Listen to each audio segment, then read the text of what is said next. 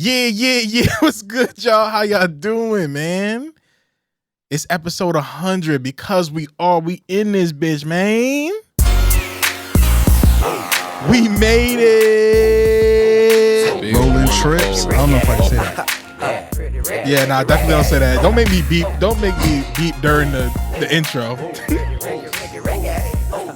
Welcome to Because We Are, man. Episode 100. Gotta get freaky. Gotta play the Pricky Ricky on it, you know. Good morning. Happy Friday. What's 100 numerals? Y'all joined us for 100 of these things, and we only got more to go.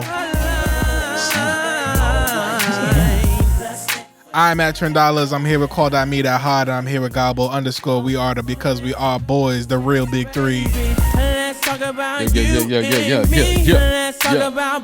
We got a lot of freaky shit to talk about. Y'all ready today? On a scale from 1 to 2 freaky, where y'all at? Where y'all meet us at right now? On a 1 got a lot to of 2? shit to talk about, man. I'm in between 6 and 9. Bye, nigga. All right, man. Yo, what's good, y'all? How y'all doing, man? Welcome. Episode 100. Can we get a manual? For sure. Man, we made it. Can we get a manual? Yeah. It's lit. Manual, round of applause. It's up. No lag. Yeah, we here with it, man. And I'm really happy, man. I'm really happy to be here, and I'm glad y'all happy to be here, you know, Yes, and the listeners, we're glad y'all here. You know what I'm saying? Like, I love the engagement. Somebody said they're going to smash a bottle upside my head, and I couldn't help but laugh. Yeah. I'm like, yo, this is... They might need to. Yeah, they might. Yeah, they might need to. Yeah, and honestly, it's always on the table. If I'm ever acting up and you need to smash a bottle upside my head, then go ahead and do it. You know, just go ahead and do that. That's beautiful. Sign up to our... if you sign up to our max subscription on Patreon, we might put that up there as an option. Yeah, exactly. Yeah. You get to run the fade with one of us. Yeah. But it's probably just gonna be all me. It's probably just gonna be niggas wanting to fight me the whole time. Honestly, nobody gonna choose y'all, and then it's just gonna. It's usually you or Hod that people want they're to aggressive fight with too. or have something to say with. Yeah, that's true. Yeah, that's how we know. That's how we know we're affecting the world, though. People that have strong reactions to our takes. Let us know that we're actually doing something right. For the next 100 episodes, I want us to disagree more. We need more arguments. We need more heated shit. We need more shit going on. Like I don't think we should.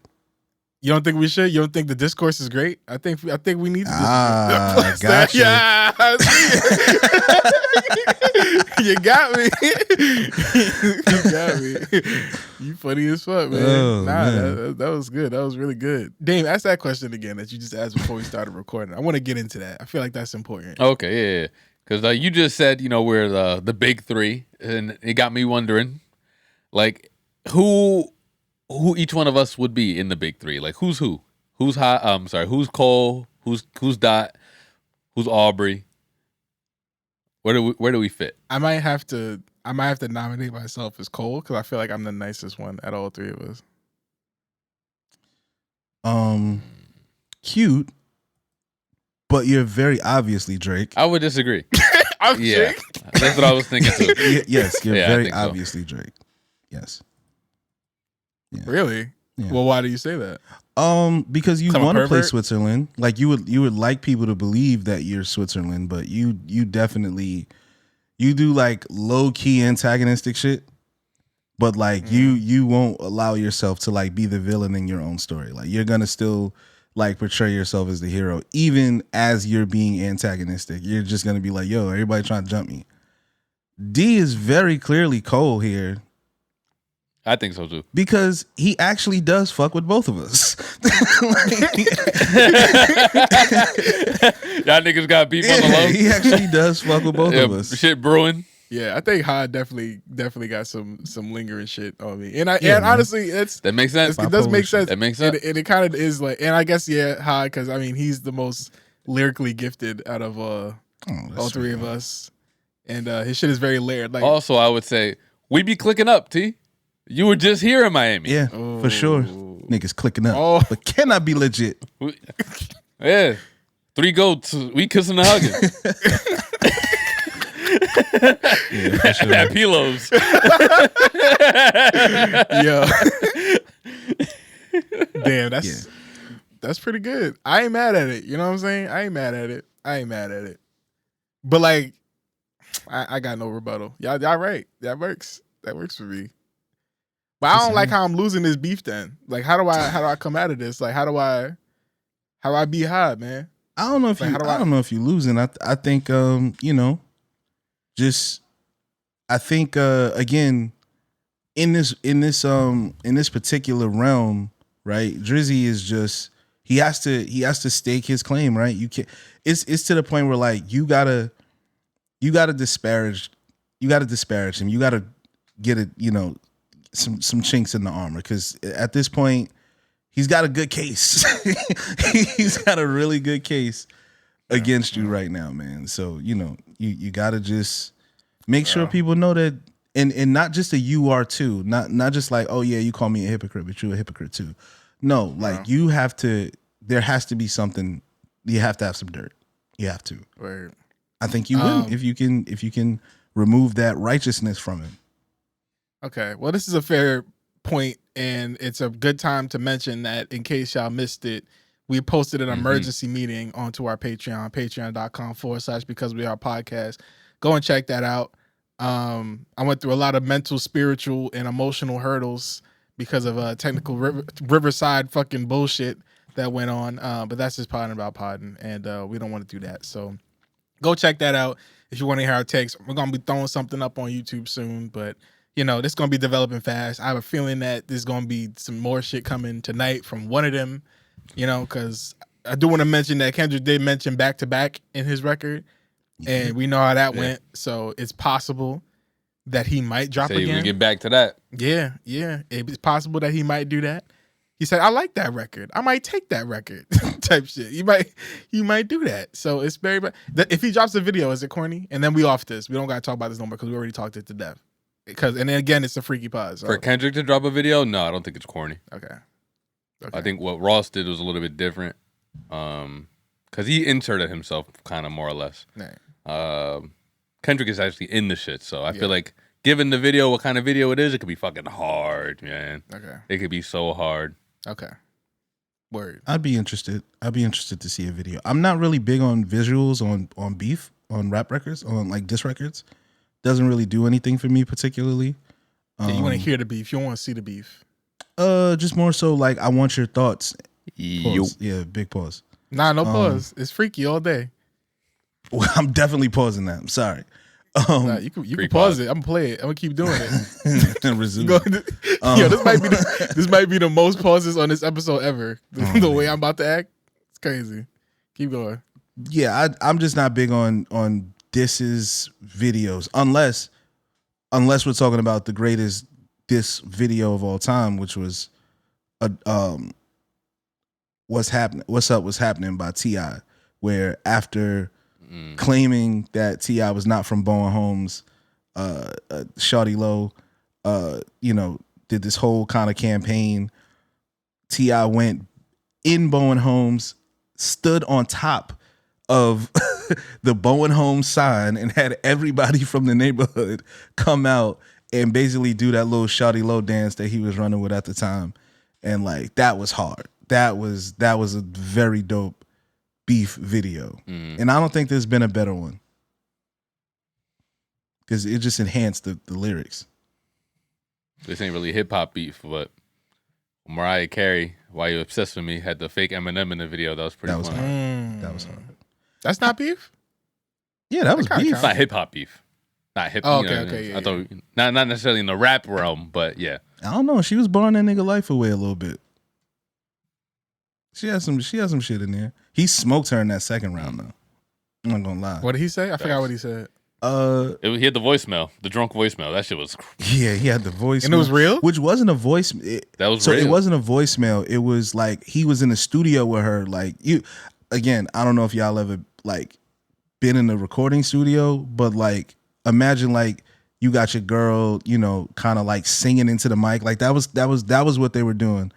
She's like, yeah, sing for me. He's clearly like behind her. He's probably grabbing on her and stuff like that. And, just kind of like egging her on to say certain things on the mic and shit like that. Yeah, it was pretty damning. Like, yeah. While we here, I got a freaky topic for it. Let's do it. Y'all know songs that be having like freaky moments on the mic? Can y'all tell me y'all like favorites or least favorite, like songs that made y'all uncomfortable because of how freaky somebody got on the mic? Yeah. Like I know remember, I know right off the top of my head. I'm gonna give y'all a couple. So, "Read Your Mind" by Avant. That one part where it slows down and he just breathes. He's like, That's the answer. that one. That's the No, it's answer. not the answer Yeah. because this is way worse. This is way worse. There's more. This is way worse. Fuck, I forget the name of the song. I was so young, but it was a 112 album. It was an early 112 album. Fuck, hold on, I'm gonna get the name of it. Give me 1 second. Yeah, you could say the moment. I think the moment is still important. No. Okay. I got another one. Wow. Because it starts off like on some freaky shit. Oh, it sound like 112. Very much sound like 112. How you don't know that? You can't help him out. What? The 112 song that's like he said it starts off with some freaky not off shit. the top of my head. It's like I think it starts. Girl, I want your body slow. You on top of me. Can you feel it? And then I'm like 11. He's like, what? What? This is not peaches and cream. Which, as an adult, has a whole different meaning as well. Yeah, no, for sure. There's always the one that Sweet Love is the name of the 112 song. Sweet Love. Okay, that sounds like it's gonna be some freaky shit for sure. I got the Gerald Levert song G Spot, which of course it's already like with a name like G Spot. Of course, it's gonna be some nasty part. But if y'all don't remember, the people that know the song definitely remember that like the bridge is basically like him getting to a point. He's like, "Oh, I'm about to go there, baby." Like he just like starts moaning and shit, and then like he ends it off with like a nice like sound like hoo hoo, but like before that he's like moaning and like shivering type shit. Like it's getting him to like. And listen, I ain't never had a nut like that. So I don't know what he was doing with whoever he was doing it with, but that shit was freaky for sure. And then this one, which was I remember exactly where I was when I heard this. Would You Mind, Janet Jackson? You remember that one? That's a great one. The Do You Mind record. And I didn't hate that at all. That was that one worked for me. It worked for you? What, you nutted? Nigga, what you mean it worked? What does that mean? We not getting into all that. We are. It's the freak pod, nigga. Be honest with your freakiness, nigga. If it worked for you, it worked for you. It worked. Like, was that your moment that got you? Like, was that your coming of age? No, it was definitely the Flowetry. Yes.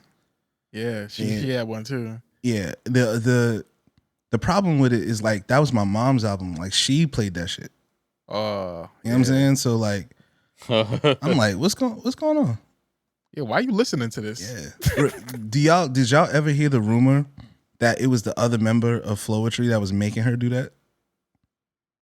Like literally, they were performing acts in the studio. Y'all never heard that? Never heard that. I never heard that. Yeah, but that's a good story to attach to it. That was the rumor when that shit came out. It was like, Shorty is down there making her feel things, and she's just on the mic telling it like it is. Apparently, if you could sing while you getting like topped felt off, on, yeah, that's talent. Like that's talent. That's Amanda Seales could never. Right. Like, I got one. Like it's not on the recording, but I don't know if you guys have ever seen that clip of Jill Scott live on the mic, getting freaky with the mic. Yeah. Oh yeah, of course. Yeah, of course. Jilly from Philly. Classic. Yeah, of course. Multiple times. Oh, how can we forget? I got it bookmarked. Biggie's the Biggie interlude, right? Biggie had a couple interludes. Yeah, Biggie was wilding on that interlude. Biggie had a couple interludes. Biggie and Kim were wilding. There was the one with Biggie and Kim, and there was another one where he was telling like this girl was like, "Oh, I don't usually do this type shit." You remember that? I think that was off the Ready to Die album. Well, I remember him telling that a story about some freaky shit he did, but I don't remember. It was at the end of a. It was at the end of a. It was at the end of a song. It was like the end interlude, and he's like, "Oh, just kiss it a little bit." She's like, "I don't usually do this," and then the last like 30 seconds of it is just her, like, topping them off. Art, and it's like mad like the audio is just mad. Yeah, it's very explicit. You know what I'm saying? Party needed that on his album. We needed that from Party. This There album. was definitely enough, like, I don't want to call them skits, but like little talking parts where I'm surprised that he didn't have any of that on here, especially considering the stuff he was talking about. It was calling for it. The album cover, like there was mad space and opportunity for him to do that, man. If you're trying to be as freaky on these albums as you want to be, then like you need those moments. You know what I'm saying? So, to thank y'all for tuning that in. I really appreciate y'all entertaining that. But I gotta stir for y'all because I know y'all didn't see Challengers. I know y'all niggas didn't see Challengers. So I gotta get something off real quick, y'all. Gotta get something off my chest. Please? I did see this movie, and I thought it was fucking phenomenal. I think hotness is back, man. I don't know about y'all, but there's been like a drought in like hot scenes in movies that are like supposed to be hot. This nigga looking at his lips. Yo, relax. No, relax. This is episode 100. It's time to Nigga like said hot scenes in movies. Start biting his lips. Let me tell you something, yo. Let me tell you something. It's back. Let me tell you something. I don't know what they was trying to do with this movie. I know Zendaya produced it. I know Tom Holland is a very strong man. Yeah. Because the way they was getting down. He getting his shit off too.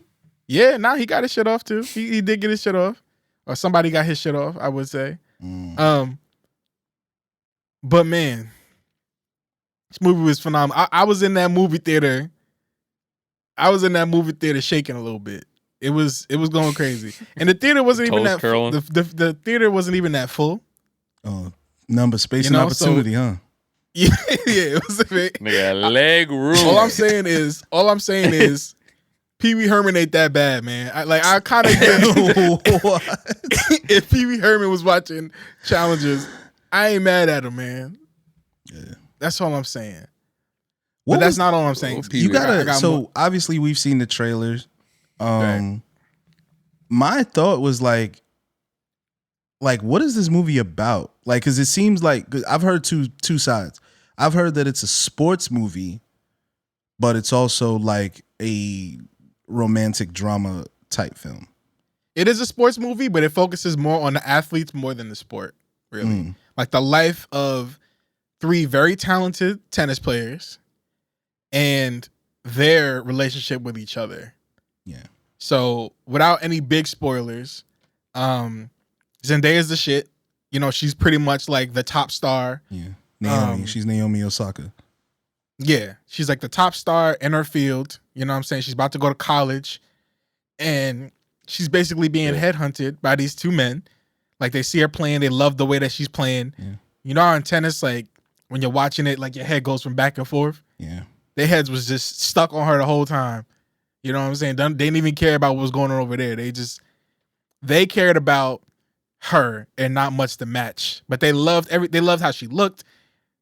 They loved how she played. And they was like, yo, like we both feeling her. So of course they both go up to talk to her, and it's like a challenge, right? You know, that's what's up? Yeah, like see who got it. Right. Let's see who got it, right? And they talking to her, just getting to know her a little bit. And these 2 guys are a duo on a team together. Like they play doubles. Duos. They're doing doubles. And exactly. They call themselves Fire and Ice. You know, she's like, they're like, oh, which one is which? Like, oh, make sure you guess which one is which. They both have 2 different styles of flirting, and you're basically watching them like fight for her love, fight for her attention a little bit in the beginning. Yeah. And she kind of breaks him a little bit. Well, pause. In your synopsis, have you ever ran the fade like that with your boy? Like just friendly competition, whoever get her. I've never done that. No, but there's been times I've done it. I've never been in that and like actually cared to be a part of that. Like I'm usually on the side of like, if you want her, you can have it. Yeah, I'm not about to be doing that. But I think but what if she's giving both of y'all play? Like, what if she, like, you know? Most of the times, it's not. It don't go like that. Most of the times, if I got it, I know I got it. Got you. You know what I'm saying? Like, if we in this position together, it's like I've already won. Like, if there's ever a time where we're doing that, I've already I feel you. kind of won that. I've already kind of won that. Which makes me think. I wonder if we've ever, like, I wonder if that would have ever happened to us, Dame, because we had like mutual friends. So I wonder if that would have ever happened to us had we been like in more similar spaces. Because I think the key is like no what's the phrase? Dirty macking. No dirty macking. Like you know, No, neither one of us is claiming her. Like, you know what I'm saying? Like she's giving attention to both of us. So I ain't gonna stop. You ain't gonna stop. Then it's just a matter of who, you know, not who wins, but just like who she's more feeling.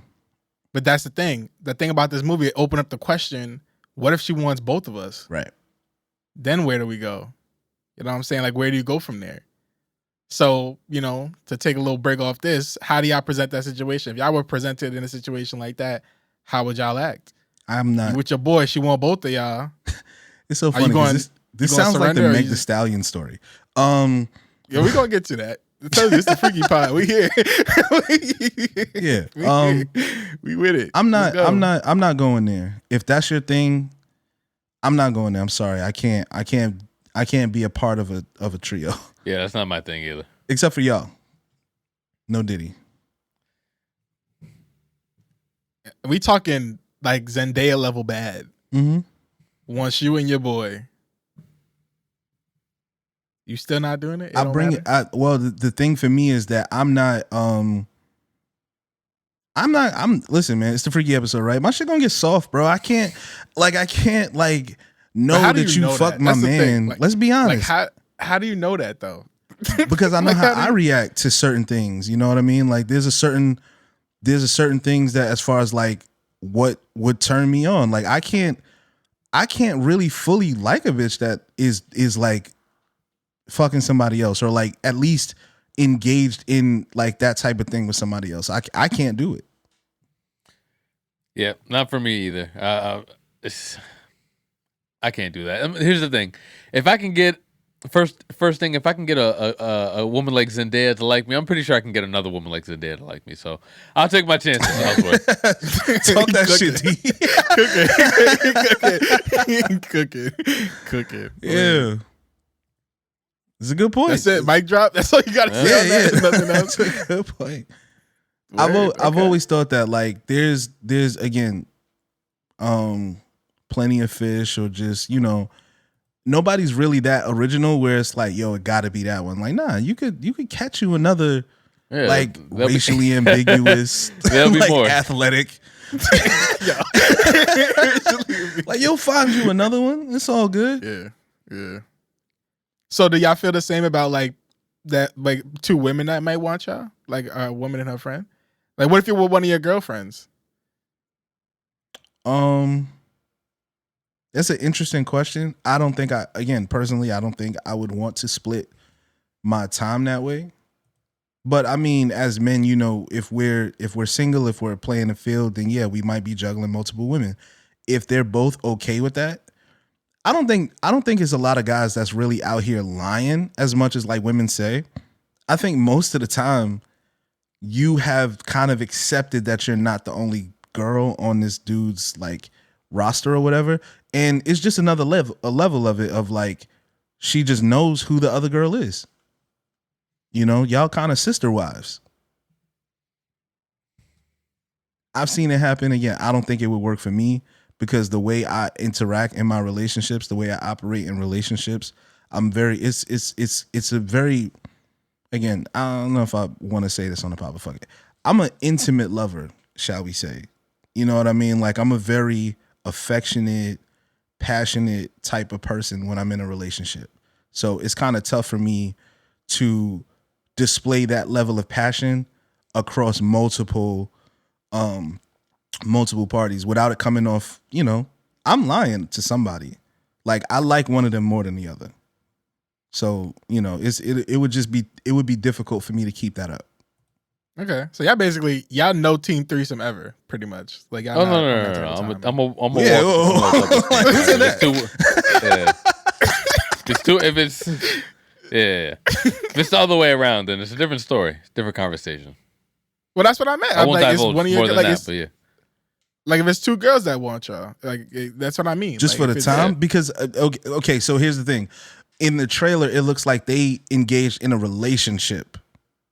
But if you was it's just a throuple. It's a throuple. It's a okay, throuple. so in the But framework I'm of just just trying like, to find like the nuance, the difference of like okay, where. So it just y'all in a at. one-off. Yeah, of course I would engage in that. Of course I would. Yeah, relationship is different. That's too much responsibility. So I'm one off, but not a not relationship for both of y'all. For sure. Right. Okay. Y'all feel like getting I feel in like trouble? you got to be in or a no? certain. Huh? Do y'all feel like getting in trouble? What'd you say?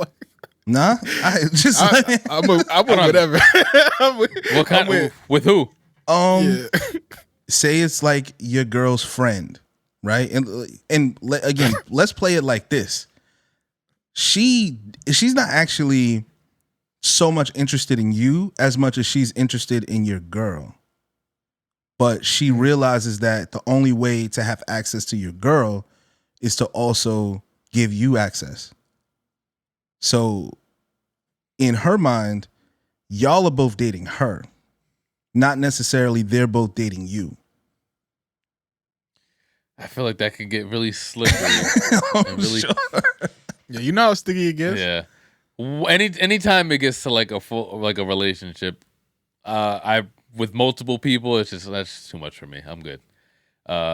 And especially like and if in this situation, it's like that situation were to come about, especially with one of my girl's friends or somebody that she knew, and even if it was still a one-off, I don't know if I'd rather it be somebody that neither one of us knew. Got you. Like some just stranger that we could just slut out. You thought about team. this. I thought about it now. He says me and you against them. All three It's hoes. me and you against the problem. That's it. Because it just gets too murky when it's somebody that you know, whether it's somebody that I know or somebody that she knows. Like it just feels like there's too many problems that could come about Because it feels more like it feels like planned, right? It feels more planned. Yeah. Whereas Because now I can never hang out with this person when you're not around without it like being potentially like.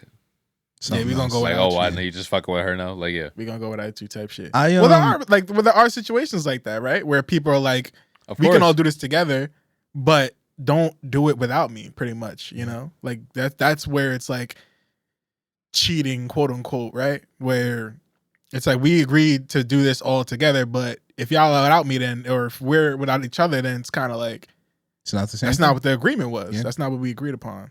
So, you know, do y'all have like boundaries as far as like your girl's relationships with her female friends? Because you know, like girls can be very intimate in a way that men cannot. Oh yeah, you know what I mean? Yeah, yeah. Like I had a big issue with one of my girls, one of wifey's friends calling her wife. I don't like that shit. Don't like, you know, on the birthday post it's like happy birthday to my wife or my baby mama and shit like that. Don't do that. Right. Unless I'm also fucking you. You not in this. Yeah, I work for this. Yeah, like you know what I mean? Like respect my position. You know what I mean? Right. Like I that was a boundary for me. I had to say like, yo, stop telling her she can say that. Because like unless she's willing to put the work in, we not rolling with that. Put the work in. I'm just saying. You gonna suck some dick or what? What's going on? What up with it then? Like, if that's you your her wife, you then that our makes wife. me your yeah. If you her wife, you our wife for sure. Yeah. So figure out what you want to do. Yeah, right. Let me know by tomorrow, or I'll take the post down. I definitely like it's never been like presented to me in a way where I've had to kind of like step up. Like I've never been like my girl has bi friends, right? Like she has people who are like, you know, on that type of timing. For sure. even friends that have done stuff within that friend group. So it's very like, it could get sticky, but I don't think real sticky. Yeah, it could get real sticky, but I don't think it's like that much of an issue to me. Really, I ain't worried about that as much. Gotcha. But it probably could get there. I'm not sure though. But you know me, I don't give a fuck that much. But continue with the movie. They start this throuple. Well, they start this throuple, and they, like, the best friends basically find out things about each other that they enjoy, because they're just boys, right? They friends. They play tennis together. You know, like they're a team and stuff. And Zendaya's character is basically on some type of like, I'm not a homewrecker. You know, I'm not a homewrecker. Y'all got something going on, like y'all. You know, y'all are best friends. I'm not ruining no homes and shit. And that's why she's like reluctant to be in relationships with both of them.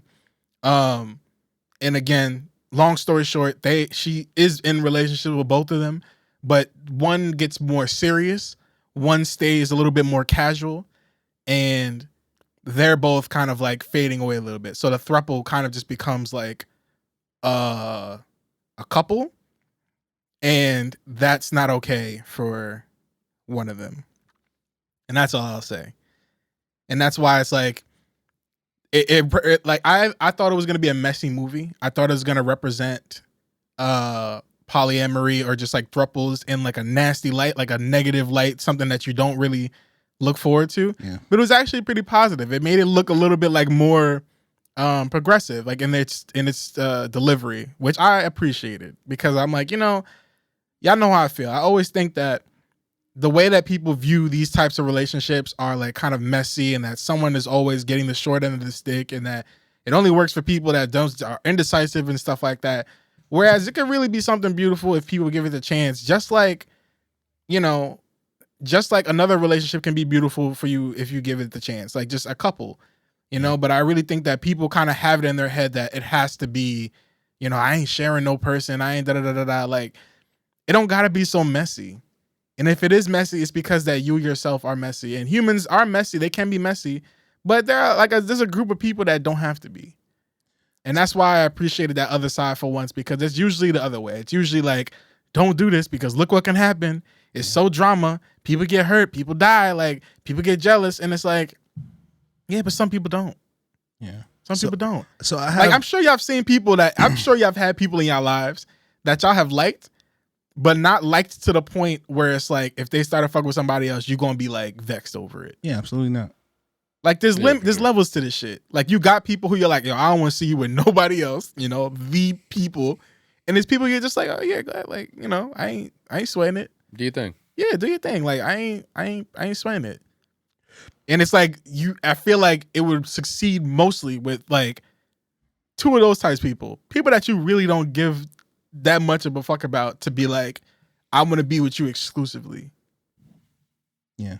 Well, so that's how that was presented, and I really enjoyed it. I want to give a little bit of pushback, because I do think that there's a certain, there are certain people who do feel like they are, you know, kind of, I guess, elevated. Like they can look at this thing and do this thing without all the drama. But as you said, people are messy, right? And those lines get crossed, and especially when you're talking about sex, when you're talking about relationships, everyone kind of, most people operate within their egos, right?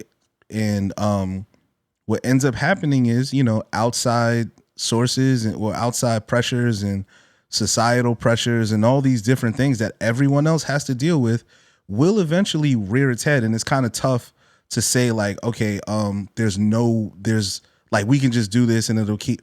I'm sure that at some point in the movie, the scales tipped, right? Or did they just not? Was it just totally positive? By scales tipped, you mean someone got like more upset than the other, or you know what I mean, or just more upset? Well, it wasn't necessarily because of it was really just the turn of events that happened. They were all like, it was a throuple and it was working out well until like certain events happened, and like again, no spoilers, but one person was there for someone when they weren't being a good, like, on the emotional side of things. They weren't being supportive there, and one person was, and so they kind of got like pushed out of the throuple, not because they weren't like a good, friend, but just because, it was you weren't there when we needed you. I get it. And so that's how the scales tipped. But it wasn't on some like, I like her more, and so I want to be with her like more than you. Like it could have worked out, but because of like the turn of events that happened, it just didn't work out that way. But it wasn't on the emotional side of things. And there was dirty macking involved, I will say. It was competitive. Like they viewed their relationship as kind of like a sport, kind of like tennis. Zendaya's character in the movie says that she views tennis, like playing the matches, as like a relationship. You know what I'm saying? Like you're on the court with somebody, and you're like in a relationship with this person. You have to learn this person in order to beat them. But it's a competitive thing, just like relationships, like just like what we're doing. So yeah, work on that backstroke, nigga. exactly. So that's all I'm saying. Like, yeah, the tables, the scales can tip, but I think you just got to be mature about that shit, yo. Like, it all comes down to like being able to communicate your emotions and shit. And if you're not set out for it, then you need to like be upfront about it. Yeah. And like that's the biggest problem I see with like these issues, is that people aren't being like upfront with their feelings, or like not really communicating their needs the way that they need to be met. And that's kind of where things get shaky. But also, I can agree with you in the end, where it's like, what happens when your needs compromises the needs of the others? You know what I mean? Like, what if something that you require kind of infringes on their relationship? Like, let's say you're like, oh, like I want to spend time with her on these days because it works for me. And it's like, well, these days only work for me type shit. It's like, when you have to start compromising so much, that's when it becomes like more of an issue, but everybody has to be willing to make those compromises. And that's how that works.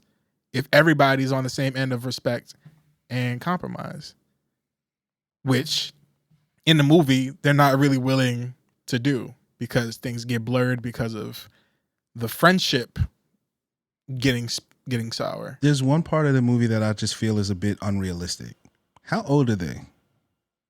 Yeah. So they start off going to college. So they had to be about like 18, 19. In that 18 through 20 range, right? Yeah, like 18. Yeah, they were getting like ready to graduate and go to college. So I think they're probably in that 18, 19 realm.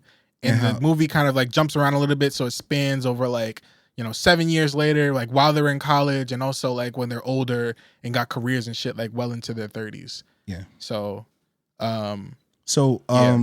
because I think a throuple would really work for old people. Like if you really, really want to play it out, first of all, the need for sex is obviously lower. But outside of that, I think it's lower when you're older. Yeah.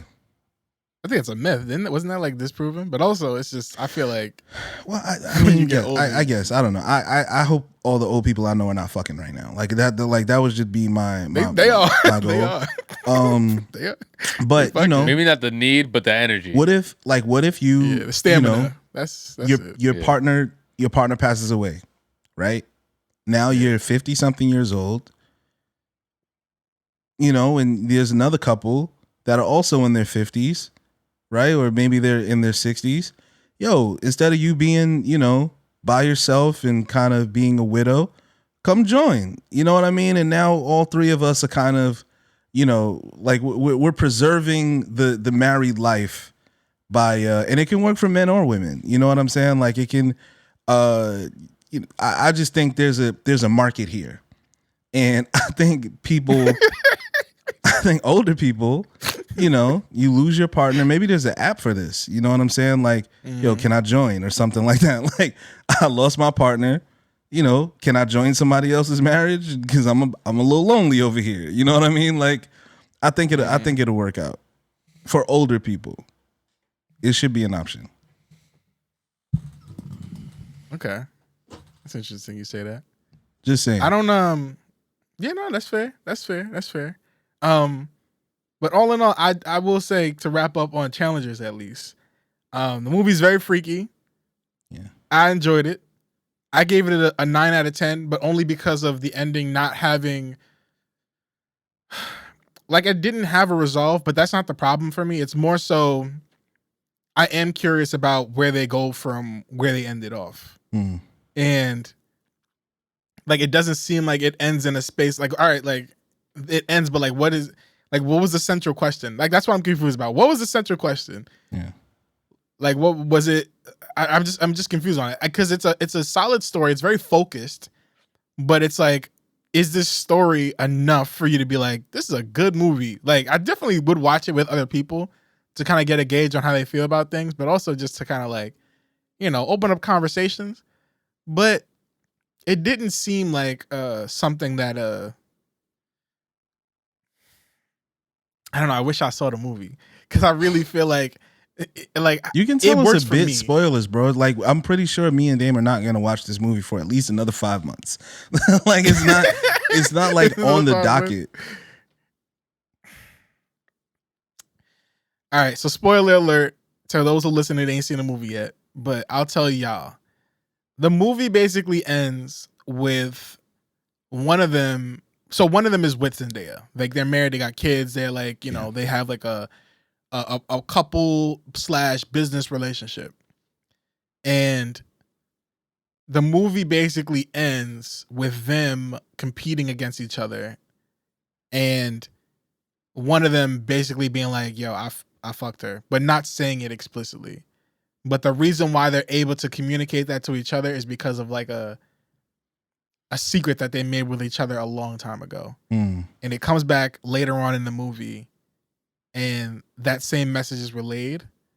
And this guy kind of gets his energy back. Like it's kind of like he got his groove back. Like he's back in the game. Like his love for the game is Return of the Mac. That's lit. Yeah, basically. Yeah, honestly. Basically, that's how it went. And that's how the motivation. But like I was just like confused of like why were they like what are you trying to what's the point of this? Like was it the fact that you're like saying that we're so close that we have something that I'm trying to piece it together in my head. It's almost like they cheated on her with each other. Okay, that's one way to put it. Yeah, I'm trying to think like because it's something that they all have secrets. They have something like the two dudes have a secret that they only know that she doesn't know.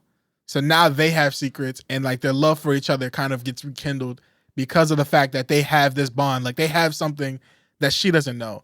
So she's not the homewrecker, because we're still boys and we still like have this relationship together. So I don't know. But then it doesn't seem like that. Like it's just one of the actors was kind of like he wasn't doing enough to bring that to be the case. Like he needed a little bit less of a jealousy streak. Like I needed to learn more about him to believe that ending. I definitely think I should watch it. I think everybody should watch that movie. Because I think it's great. Shout out. And there was no cops in the movie, which is great. Like there was no. Shout out Luca Guadagnino. Yeah. Who is the director of Child Niggas. And he's also directed a few movies that I keep wanting to watch his movies and then it ends up not happening. So Bones and All with Timothy Chalamet and what's the young lady's name? Taylor Russell, who has been in a bunch of stuff. She's gorgeous. She was in Escape Room. I believe she was in Lost in Space. A couple other things that I've seen. She was in all 3 Escape Room movies. He also did a movie called Call Me by Your Name. Again, all of these are romance films. Call Me by Your Name is set in 1983 Northern Italy. It's about 2 young men who fall in love over summer. So he's kind of love, man. Summer love.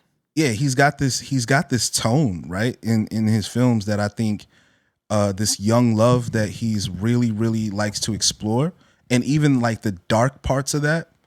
And while the film is made for like mature audiences, most of his topics are about like that teenage kind of range. So I'm always wondering like what happened to the niggas like this? Like what happened that kind of like made you do multiple movies like about these dark sides of like these intense, passionate relationships, you know? Well, I mean, and to get off of this, like, listen, we got moments that we all remember that we had experiencing like in the teenage era. Sure. And to be able to capture that, like, I'm sure there's a moment in your life where you're like, damn, this would be a good ass short film or a good ass movie. Yep. Absolutely. And it has to do with romance or it has to be like something that happened to you in that moment. Like, the way that you lived it feels like something that you would see on a movie. Like, if I could capture exactly how this happened and put it on a short film, people would fucking cry. Or people would like feel this. You know what I mean? Like, I've told you have guys, those moments. Me and wifey's story before we got married was fucking intense, bro. Like, there's a lot of layers to it. It wasn't a simple thing. It was part fucking Love and Basketball, part like Brown Sugar, part. That's where I draw the line. People starting to shut on that movie too, by the way. Love and Basketball? Yeah, You know, it's not really. It's not a romance movie. It's not really a romance. It's honestly like it's one of those sport like romantic drama type things, right? It's kind of obviously different tone, but similar kind of thing. But I just say that to say like there was some very heavy moments like that I think would make a good film, and I've actually thought about writing one, but don't do it. Sorry, I don't care that much. Don't do it. About like telling people. Don't do it. It's all right. Just keep it to like unless you're getting Lewis to direct it, then like he would make it fire for sure. Yeah, like you explain the story to him and he's like, let's do it like this, add some exaggeration and shit, but they don't have you kiss the niggas and shit. You wouldn't like that. Anyway, and more freaky news. Meg Thee Stallion is being sued by a photographer for trying to include him in some freakiness. Allegedly, this was all over the photographer vlogs. This is photographer news. Definitely, you this is in the forums. Like, fellas, what photographer? What would y'all do in this situation? Yeah. Well, let's explain the situation. So, apparently, Meg. I don't know how long ago this was. This could have been last year, 2 years ago. But apparently, Meg was on a group vacation with a bunch of her friends, and they had a photographer with them. She was getting freaky with another woman in the backseat of a car, and the photographer was forced to stay inside and watch. How could you?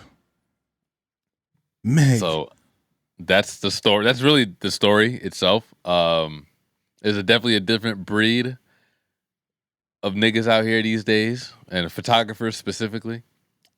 I know there's a certain photographer in Miami who has a pretty tightly sealed lips.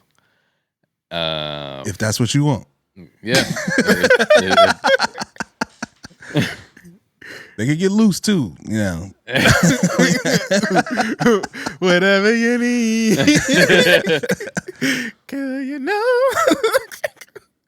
No, but obviously this is thoughts? I mean, not obviously. I don't know this nigga. I don't know this nigga's fucking lifestyle, what he's about, what he's into, what he's not into, but this wouldn't be a story 15 years ago, 10 years ago even. Maybe 10 years ago, 15 years ago. I don't want to be insensitive, but it's got to be for a bag, right? It's got to be. Like, got to be. Got to be for a bag.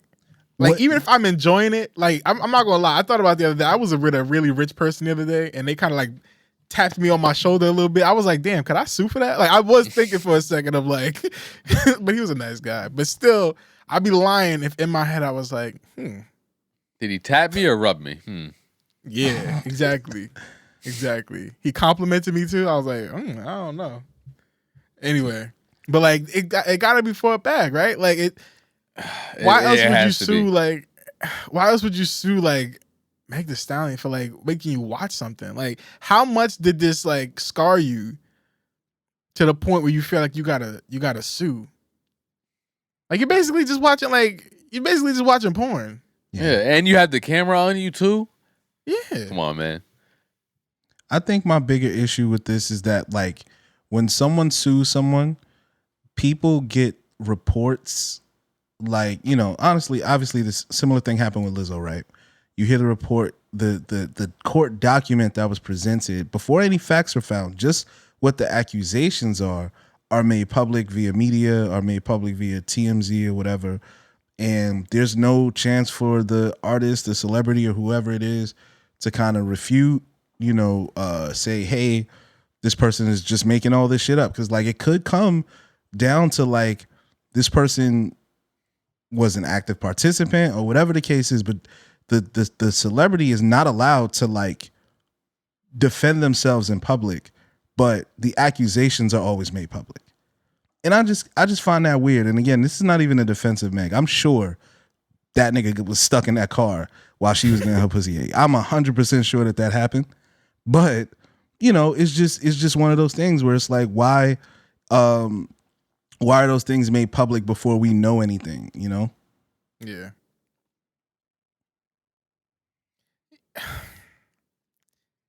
I don't know. I really don't like. I'm not too big on like getting into like people business on that end, but like the only thing that I could think of is him being like why wouldn't you want to? Why wouldn't you want to? It's the freaky part. Like, why wouldn't you want to? And even for the people that are out there, even for the people out there that would like, you know, question his sexuality, like, oh, what he must be gay.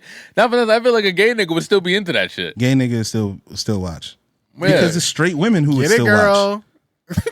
Yeah, you know what I'm saying? Yeah, like come that's on, that would be crazy, right? This dude just gay as hell. You like, hey, bro, pussy is pussy. Wait, what? Yeah. Oh man. Yeah, I don't know, man. I think that people just it's a new day and age, man. It just sucks, man. Like, why can't we just be freaky in peace, man? Like, why can't we? People like to be watched, and that's fine. Like, it's okay to kind of be on that end of, but you gotta also, and not to like again, like to turn it around. You gotta find people that's into that shit. You know? Yeah. You genuinely just gotta find people that's into that shit, and if they're not into that shit, then just let them go. Just let them go. And like if it might have been killing the mood, like what if there was a situation like that? I guess I already know y'all would stand because you know y'all not trying to lie in pod. But like if it was a situation where somebody was with you, but they was only wanted to be with you if somebody else was watching, it's like depends who it is. Like are y'all still going depends. through with it, or y'all kind of just like nah, I'm not really comfortable. I'm rolling with that. I'm doing that. Well, who has to watch? Is that what you were saying, D? Yeah, like it matters who's watching. Yeah, who's watching?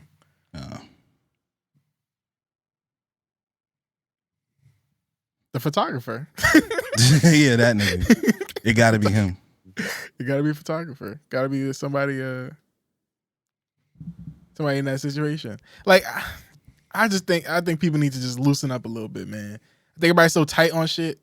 And it's not fun. It's not fun. And it's getting to the point where everything has to be like. I'm really trying to tread lightly. I'm trying to be freaky, but I'm also trying to like tread lightly with what I'm saying right now. We're just going based off the information that's out there, and based on what's out there, it don't seem that bad. It don't seem that bad. It don't seem that bad. But in this country, man, you could just sue for anything. Doesn't matter. Yeah. Trauma. Being traumatized by like watching Meg eat somebody's pussy or watching Meg get her pussy ate is like, and then going home to probably watch porn. Yeah, right. Now let's reverse it. Let's Uno reverse. What if he pull his shit out and start going to town? Is she gonna stop? Pee-wee. Yeah. By the way, sidebar, I looked up that Pee Wee Herman case after you mentioned it up because I was wondering like what movie he was watching. He was at an adult theater. Yeah, you just can't beat off in there though. You still not. I know, but come on, bro. If there's somewhere that you're gonna do it, yeah, and if there's somewhere you're gonna expect to see it, yeah. my thing is this: if I'm not causing a disturbance, like just don't fucking look. Like if I'm not going crazy, if I'm not infringing on your experience, don't fucking look at me. I'm over here doing my thing. You should be over there doing your thing. Don't look at me. Free Pee Wee. Well, he's dead now, but. But like free. that should be he is free. He can wake anywhere he wants now. And can you imagine? You said it. You said it now.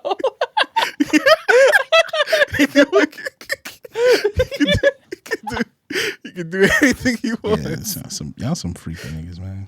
I'm just saying, man. What other freaky news we got? Come on, y'all. Set it off. Episode 100. What other freaky shit we got? I mean, this could go freaky. We were talking about this a few weeks ago, really, about if you were writing a book and you needed a permission to include a story. Yeah, to include a certain name, a certain person in the book. Is there anybody you need permission from? I ain't asking nobody for permission anyway. Are you changing names then? That I would definitely change names for sure. But if I were to go that route, yeah, I think there's definitely people. Well, in my story, yeah, there's definitely people that I would have to ask. If I had to tell the whole story, the whole truth, nothing but the truth, there's a lot of people I would have to ask, honestly. And if they say no, you're gonna just respect that, or you're gonna like try to include it in a way that's like less blatant. I just change it, and then at that point I would just change the name. But I would definitely at least ask, go about it the legal way to get the most authentic truth out there. If I felt like I needed to at least, but. Yeah. But my thing is, I don't think it really matters because, like, if these people are nobodies, as long as I'm not talking about somebody as big as somebody who's like a name, you know what I'm saying? So it doesn't matter if this person's name is Bob, Billy, Jessica, Joanna. It doesn't matter. But it's like the thing of the possibility of them becoming a name. Like one of my biggest fears is somebody that I used to be close with being like a big ass star and them telling stories about me. It's like if I told a story about you. When you were a nobody, and then you become a big star and shit, and then you could drop like your you book become deluxe, bigger than me. Drop your deluxe and then reveal the real name. Go to fucking Oprah or some shit and be like, yeah, the person I was actually talking about in this book was so and so. Yeah, do a shake. And now boom, then you run it back up. Whose side were you guys on in that when that Michael B. Jordan shit came out? When he like reminded someone who was interviewing him, like she kind of alluded to the fact that they knew each other from high school. I was on Mike's side. Yeah, he kind of just let it be known, like, yeah, you didn't fuck with me though, like, and that's pretty much all he said. But it was, don't like be my friend now because we're like I'm yeah. Like let's be clear, like I'll answer some of your questions, but you wasn't fucking with me, and I'm not really fucking with you right now either. But let's get this interview on. You know what I'm saying? Yeah, I thought it was fair game. Again, right? She might be the villain in his story. Right? And like she doesn't know that. Like the whole time she thought they was cool. Or at least like he understood that they were joking with him. And he was just like, nah, you made my life hell early on. So I'm not fucking with you. Do y'all have a lot of people in your life where if like shit popped off and like we was like household names type shit, they would like try to spin the block on you? And like act like shit's cool, like, hey, like, oh, I see you doing your thing type shit. Like, try to have like a whole conversation. Believe it or not, it happens just from doing the pod. Oh, yeah, for sure. Yeah, no. I get the total opposite from that. Like, I get people that support the pod, will comment on and engage on stuff, but they'll never be like, oh, I've been seeing what you're doing lately. Like, well, they have, but like not in a way where it's like they feel like they're going to maybe gain something from me acknowledging how, how much they support, but I've never felt that. How you said you have? Yeah, I mean, people just start reaching out when like, damn, we haven't had much to talk about in the last few years, but it's just, just like all of a sudden. I mean, I guess it's a topic, but like you also there's a through line here. But again, to me, it's always been one of those things where like people are only gonna fuck with you when they see. Like, I don't think that's like a bad thing. I know like rappers like to use that shit a lot. Like, oh, you weren't fucking with me when I was on the grind. Yeah, nigga, I didn't think you was gonna make it. Like, why am I a bad person for that? Nobody. I didn't like Yeah. your content, and now Yeah. I do. Yeah, now But I on do. the Your flip music side was of that- ass, and now it's better. I know, I've seen people, because I used to do the Vine thing, so like I know people that have gone to do music, do great things, and then they eventually fall off because they're not also picking it up on the content side as well. Yeah. So there's the other side of that. So how do you view where people stop fucking with you because they see, all right, this nigga don't really got no emotion like that no more? I still find Is that warranted? That Yeah. hurts. I think it's human nature, bro. You're not unless if you my cousin told me a long time ago, if you cannot be used, you're useless. That's always what I've heard, and I've always kept that in mind. If you cannot be used, you're useless. So like just because if somebody is trying to use you, it's because you're useful. That's not like a negative thing. You don't have to take it negatively. Obviously, you want to protect yourself and protect your own interests, but it's good to be useful. It's good to like have. But you also don't want to be seen as an opportunity at all times. Exactly. Not at all times, but again, it has to benefit you too. Yeah. Yeah. It has to be. Yeah, it has to be an equal part relation. Like, what am I gaining from giving you advice? Like, on Not this equal. shit? I don't think it has to be equal because I think it does kind of like, hey, what can we give each other? Like, do I enjoy talking to you? So like, have I enjoyed talking to you in the past? I'll give like, you an don't example. don't just hit me up for like pod advice if I never really liked you in the first place. Like, if we weren't that close in the first place, you can't just be like hitting me on some like, oh, how do I do this? Oh, can you teach me how to do this? Like, I'll give you an example. Like I know some singers who will only sing if they're getting paid. And like no placements, no records out, you know what I'm saying? Nothing. Like they're not gonna sing at the barbecue or like no, like on a record, just like on some session recording type shit or like do a hook or something like that. And they'll only do it if they're getting paid, especially if it's an artist who, can't benefit them in any other capacity. But my thing is, sometimes if you even just like do some goodwill, there's a benefit to that. You know what I mean? Like, the thing is, like, people tend to shit on people that they don't expect to do anything with, but the game is so funny that you don't know who's gonna actually pop. Did we talk last week about the JP guy, like the music? No, we didn't. I fuck with him though.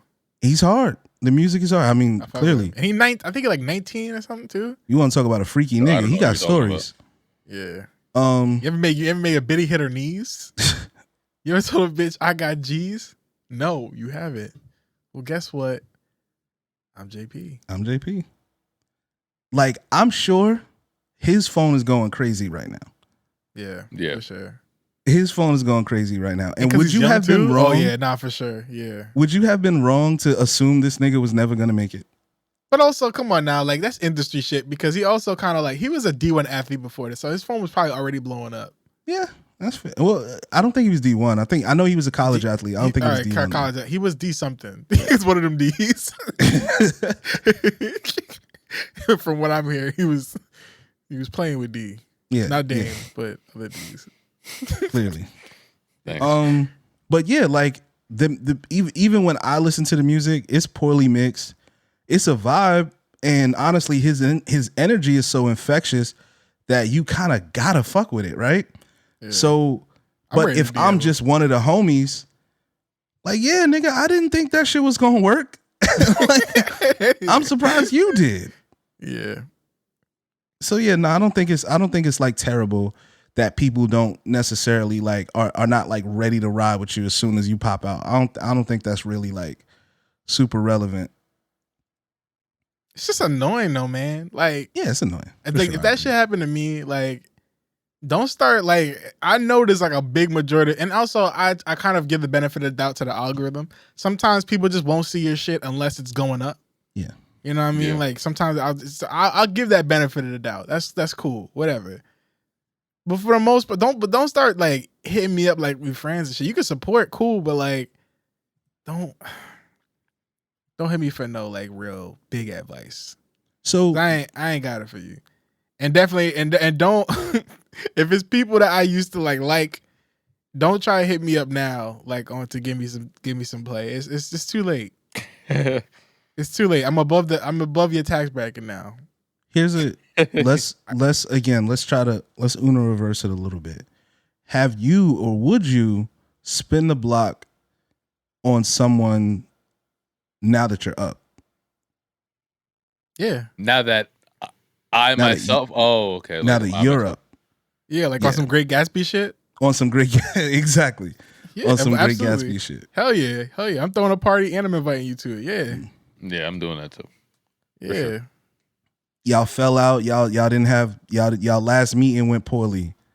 And you just like, you know what? Pop out. It does depend how we fell out though. If you did me dirty and you hurt my feelings, then it might be different. I might spin the block, but just to still leave you at the corner. just to see if you still living on the same, if you still in the stoop. You know what I'm saying? Some of us moved out the hood. You feel me? But I'm not gonna hold you. I might put a gun in my mouth if even after I'm popping, you still don't fuck with me. it's like no, it wasn't that. Like it was this. And it's not. You are a bad person. Yeah, I still don't fuck with you. It's like damn. It's like really like look what I could do though. Like look at all this. Look at his money. It's kind of one of those things, you know. It's kind of one of those things. Like you can't unlame a lame. You know what I'm saying? Like once a lame, always a lame. Once a lame, always a lame. And that sucks, man. That hurts. Like you make it, and even the person that you wanted most, that you're like, damn, if I just had this, they'd be on me. And it still don't work. Yeah, it's like this still don't work. Yeah, that shit would hurt, man. That shit would hurt for real. Definitely. I'm out of here, man. Like now I'm just thinking about it. Did I tell you how one of my exes, one of their sibling, is like a basketball star in North Carolina? Where you at, Hot? Basketball is big here. Yeah. Might gotta start watching some WNBA games and shit, man. Like, damn, I know that girl's sister. WNBA is gonna be fired this year. like it's a Angel in Chicago, and then Caitlin in Indiana. Kansas got Caitlin turning up out of there. You seen the videos of Caitlin? She got a with the chains put on her. Yeah. Oh yeah. Oh, Hot. I know you saw this probably, but Angel Reese's what's it called, press conference when she got introduced to Chicago Sky, in comparison to what Caitlin's Indiana Fever did for Caitlin Clark. Yeah. They had freaking Angel Reese come into like a high school gym with some fucking foldable chairs set up in front of a fucking lawn table with some with a picnic fucking drape over it. Meanwhile, Caitlin Clark, Indiana Fever, last place team last year, worst team in the league. Yeah. Big ass press conference, huge space, professional looking as hell. They got the red carpet, all that shit. They got like a red rug for fucking Angel Reese. She walks in by herself in a hoodie, like she didn't even know this was about to happen. Gotta do better, man. The WNBA has a higher standard that it needs to have. It needs to have a higher standard, I should say. With all the star power that you have coming in, you got to make sure that you keep them happy. I think so. Otherwise, they're gonna end up in the big three. I think so. I think they could do better. And I know what the financial restraints are for the WNBA, but I think they can do better. Yeah. I think they can do better, so they should. How can we make this freaky? How can we make this conversation freaky? Let's not sexualize these young. That's fair. Young ladies. That'd be very Drake-ish of us. Well, not them specifically, but more so just like WNBA like players. We can talk about like y'all getting y'all getting flued out. Would y'all be a stay-at-home dad for like a star? Oh, absolutely. What? Yeah, for sure. That's the dream. I feel like that's every man's. Yeah, I'm waiting on it. That's every man's. Yeah, for real, man. Like I'm done with all that old school shit about the men always having to be the people to fucking, put the food on the table, bring the, pay all the bills and shit. No, I want to get taken care of. It's because that shit is hard. That's why it's so You hard. could just stay at home, hang out with the kids, play some video games. Sounds right to me. Be a trad dad. Like there's some women who feel like that too. There's some women who feel like, yo, I wish we never fought for like the right to work. Like why did y'all do that to us? You know what I'm saying? Like there's some women that feel like that. Like if I could be a stay at home My mom, aunt definitely, my aunt definitely feels like that. She would just love to stay at home and just bake. Yeah, the shit was a trap, man. The shit was a trap. Hard. But it do feel good, like not paying for shit sometimes, though. Like when you with somebody who want to be a partner and not like much of a. I mean, you still have like the inner urge to provide and shit, but like when they go out of their way to make sure that they're gonna pay for a meal or whatever, something like that, then yeah, it feels good. Yeah, it does feel good. But does it feel uncomfortable too sometimes? No. Or is it always like, oh, I feel good about this? I used to be that type of dude, but I've grown already. I've grown. I'm kind of over it now. Like it definitely changes also like when you start living with them as well, and you know what I'm saying? It's like you're helping each other at everything, so it's all right for one or the other person to kind of take the lead every now and then. For sure. But what's the limit on like a WNBA player type shit? Like, well, you gonna have rules and shit? Like, what if they come home like mad late? You care if they cheating? Oh. You don't care if they making $20 million? Yeah. Yeah, no. Well, they're not making it off the contract. They got to be like endorsements and shit. But yeah. Yeah. You don't care if they come home late. Shitty. You don't care if they're like treating you like shit, kind of shit. Like, you come home like, hey, babe, how was work? And they just like ignore you. Yeah. Wash my sneakers. Throw a spoon at you because you fucked up the mashed potatoes. Yeah. How much y'all taking? Come on, let's be real with it. We men, we different. We got like a different threshold, I think. You let her get a couple hits in? Absolutely. Yeah, for sure. She can swing at me. Right to TMZ. Put Zoom cameras up in the house. Yep. Yo. So all right, so we taking physical abuse, verbal abuse. You let I let somebody talk shit to me. They can say whatever they want, you know. Do you how like manipulative does it get? Do you act upset? Cause I would. Like if somebody wanted to verbally abuse me and they was making mad bread, I'd be like, "How could you do this to me?" Like even if it didn't really hurt. So you got. And I'm antagonizing you a little bit. I'm gonna find out the things that you hate the most, and I'm gonna like leave one shoe in the bathroom and one shoe in the living room, like little shit like that I know you can't stand. Yeah. For sure. Right in front of the front door, so as soon as you walk in, you trip over it. Yep. I fucking told you to. Like they get set up like, oh, hold on. You fucking around and leave something heavy in front of the front door, so when they try to get in, they gotta push real hard. That'd have pissed them right on off. Just petty shit. Still leaving the toilet bowl seat up. Even though it's their house. Yeah. Every single toilet seat in the house.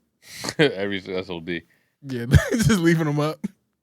All right, what's good, man? I'll get off the freaky shit. It seemed like I don't know if we have any more freaky left on our docket. I'll try. I'll make it freaky. I'll try to do it. I got put onto this app recently, y'all. Non-sponsored. Yo. Hold on. Move around, bro. Move around. Come on. I got put onto this app recently, man. It's called Sound Map. It's an app that's basically being marketed as Pokemon Go, but for music. Got different genres. It's a big map that you go around, you walk around, you could drive around to different spots and get these different songs that you collect, and you can trade with people. That's the coolest part about it. I think it's really fun. I'm like having a good time collecting music from all the artists that I love. Mm-hmm. Once you start, it's pretty hard. It's pretty hard to stop. It gets pretty addictive. Yeah, especially because it always notifies you too when you're around like certain songs, like different genres and stuff, like hip hop, pop, indie, EDM, K-pop. They got all that stuff on there. You know, and they have like recent songs too, like Euphoria's already on there. Yep. I got Push-Ups last week. It's a really fun app. And I want to do a live trade with you, Dame, because I know you on the app. I know you're using it. So y'all know I'm a big Pink Pantheress fan. I'm trying to collect her whole album. I went through your collection and I seen you had something up there that I need from you. I see you tried to trade me Lil Nas X. I believe that was that one, right? Right. I know you're a fan. You know, I know you personally. I know you're a fan of Lil Nas X. It is, but you know, not the hottest Lil Nas X song that you offered me. Did you look through my collection? Is there something that you're more interested in? I saw that you recently picked up a Childish Gambino track. What kind of love? Hold on, player. hold on now. You said you want to do a Childish Gambino track? Yeah. I recently picked up a couple, or our Childish Gambino song earlier today, off the Because the Internet album. I know the song that you have is not necessarily part of that, but I'd love to get my Childish Gambino badge for getting 5 songs. I recently got my Frank Ocean one, so a Gambino one would definitely. I peeped. Doing pretty good with Frank right now. So what's the deal? I'm willing to offer. What's the Pink Panther song called? "Bury Me" featuring Kalela. Yes. Oh, and that's a. So all these songs have a different rating. Some of them are common, some of them are uncommon, some of them are rare. There's epic, there's shiny cards, and all that stuff. So what are these? These are uncommon songs? These are uncommon songs. The one that you're looking for, I'm not sure which Gambino song you're looking for. I have. It's called What Kind of Love? Yeah, that one. What Kind of Love? I'm not sure what that's off of. What? It's a Lucy. Okay. You can find it on Spotify, actually. What kind of love? Okay, so you're willing to do that trade of Bury Me? Straight up, 1 for 1. Kalela. What Kind of Love? Child? All right. Yeah, I know you got like almost half that album, right? Yeah, I'm making my way through. All right, bro. I sent you the trade. Happy trading. But I got one more thing. Yeah, there was one more that you offered me before. So I see that you are also trying to collect Cardi B Invasion of Privacy. Mm-hmm. I recently have gotten a song from Invasion of Privacy, and I was like, you know what? I could do another trade with you. So we might have to do that real quick. I saw, you wanted 7-Eleven by Beyonce. I do. And I have reasons. And that's a pretty big track. I'm not going to lie. It's Don't try to shake me down, bro. It's a pretty big track. I know. It's a rare for a rare. It's a rare for a rare. It's a rare for a rare. Like I'm trying to be fair. I know this is something that you need. No problem. Yeah, I mean, I have no problem getting rid of the 7-Eleven song, but maybe not specifically for that Cardi B one. Maybe we could do a 2 for 2. I can give you another rare song if you'd like. I do have some. I don't know who else you're looking for. I picked up. Let's see, who did I pick up that you might fuck with?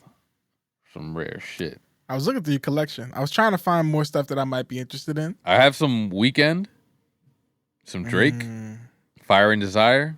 I don't know how much Drake you got. Okay. We talking. Fire and Desire. So you want to do a 2 for 2? You want to do 2 rare for 2 rare? Is that what you're trying to do? I want to do 2 rare for 2 rare. I just got to look through your profile real quick because I'm offering you 2 good ones. Fire and Desires, not the biggest Drake song, but it's a good song. And then 7-Eleven is that's a fire Beyonce song right there. So I don't think you said the Cardi B song you were offering me yet. I do, featuring SZA. Oh yeah. I can give you that because I know you collect an Invasion of Privacy. Yeah. My Beyonce is probably part of a bigger trade because I'm trying to use that for leverage to trade with somebody else.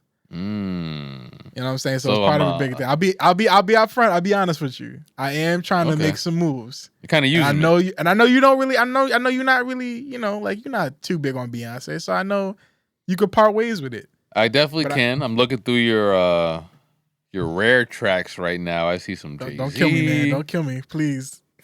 See some Future. I just picked up a song from off that, what's it called? The newest Future album. We Still Don't Trust You. I tried to trade for like that, but they wasn't messing with me. I see niggas that are trading the whole Beef packet, like every single song from the Beef at once, including 7 Minute Drill, which is still on here. Yeah, I got a song from Might Delete Later recently. They were Sticks and Stones. All right, so I will take that one song. And would you be willing to get rid of NUMB/Encore by Jay-Z? Jay-Z for Beyonce, man. Come on. It's only fair. Literally. So NUMB and I do for 7-Eleven and what else was you giving me? Fire and Desire. Fire and Desire. I got you. That's a rare? That's a rare. Huh. My only Drake song.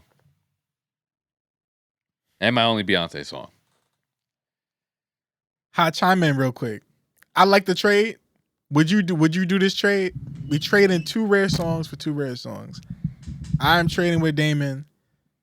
I do featuring SZA because I know he's trying to collect all this. Basically, when you collect all the songs, you get to platinum an artist.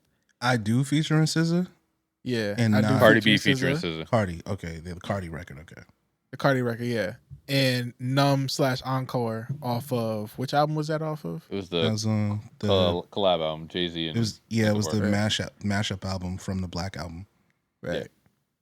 And I'm getting 7-Eleven and Fire and Desire. 2 other rare songs as well. Do you feel like one of us needs to get more? Do you feel like it's even? Give me the second part of that trade again. So it's I Do featuring SZA. Yep. And And NUMB Encore. NUMB Encore versus. for 7-Eleven. Yep. And Fire and Desire by Drake. I gotta tell you, that's a lopsided trade. Who needs more? 7-Eleven and Fire Desire are way better records than those other 2 records. So I need more, you're saying? Yeah.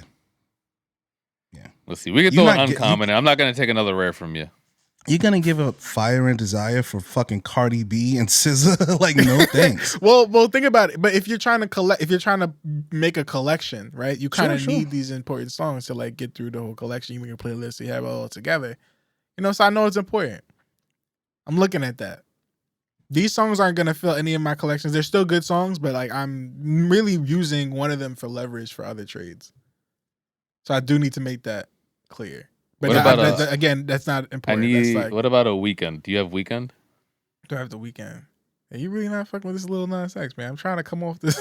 I only got one Lil Nas X song. I just need 2 more weekend songs for a badge.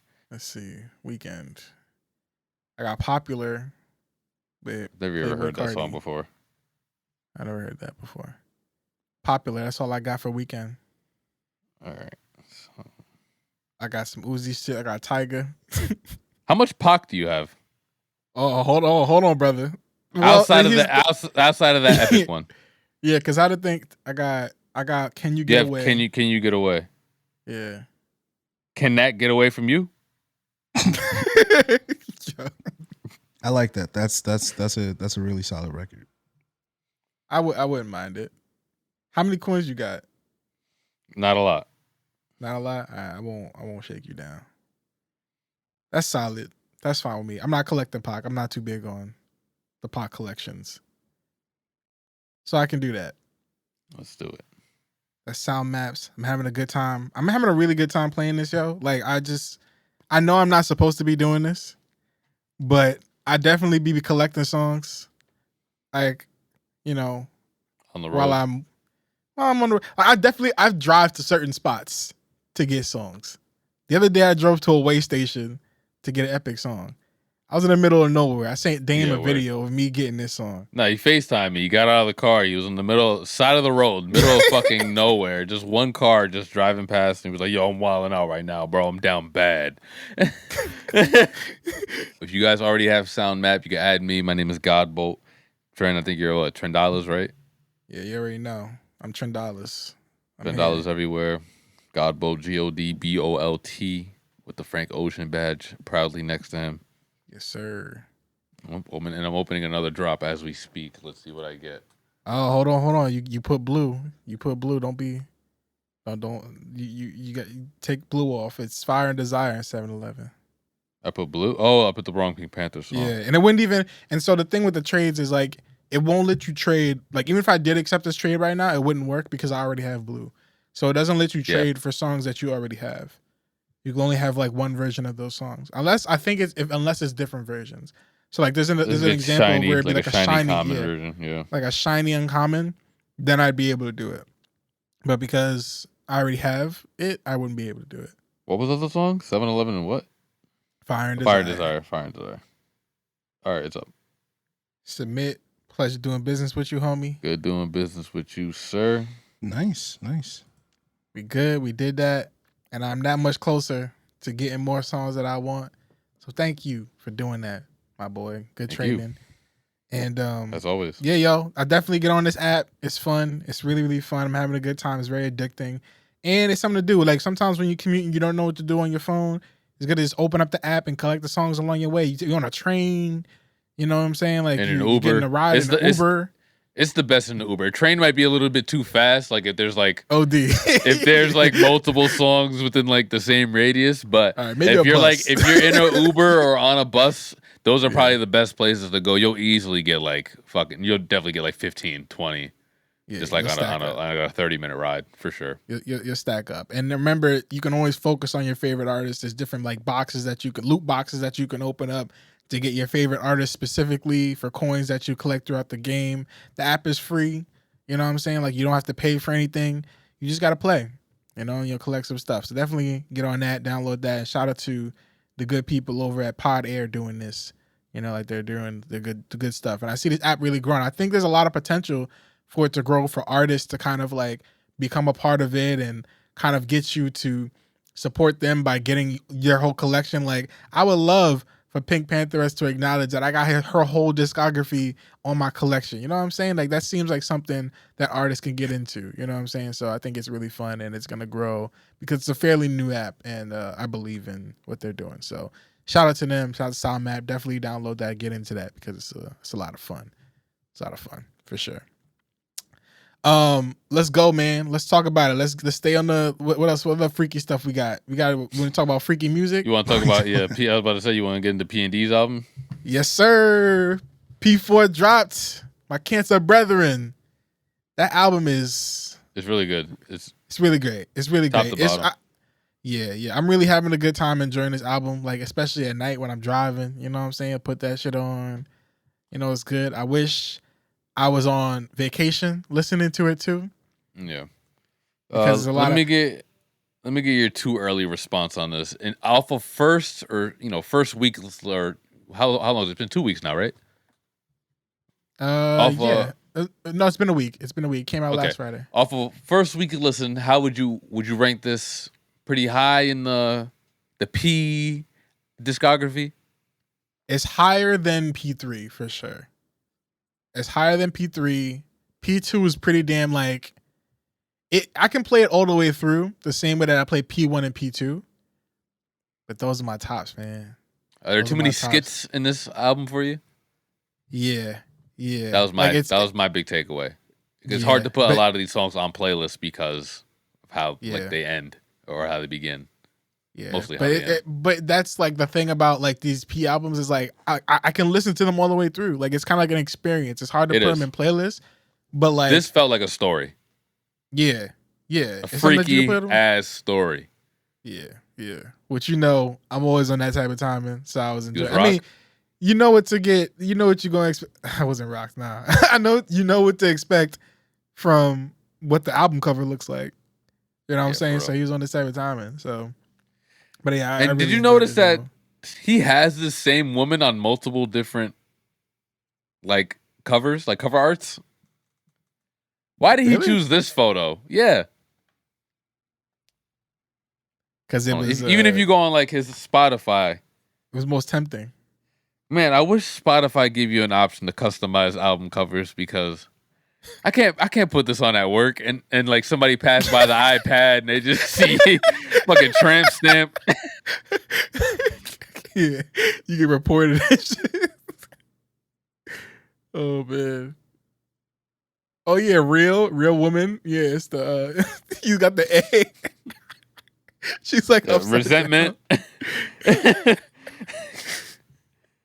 Yeah, it's mad freaky. I mean, it works. It works if Shawty willing to pose. Yeah, for real. You know they bleeding the fuck out that photo shoot. OD, and they probably had people watching. How you felt about P4? So I gotta be honest, I didn't really get through all of it. I was enjoying it, but I think I texted you the night it came out. Yeah. And I told you, like, obviously these albums come out on a Thursday night, typically into Friday morning. So I definitely started it on my way to work. Immediately turned it off. Yeah, bad time. There's no reason to listen to that album with the sun up. Like, there's just no possible reason to do so. And I don't know. I just haven't had many late nights so far this week to really get in the vibe for the album, because I feel like the album, one thing I like about it is, as you guys said, it is thematic. Excuse me. It is thematic, and it's kind of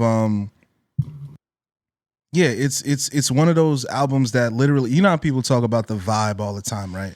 This is definitely a mood setter album. You know what I mean? This is one that you got to turn the red LEDs on. You know what I'm saying when you're bumping this. So again, I just haven't, you know, I've been very busy with work and a lot of other things, and I'm big on listening to things in the right context.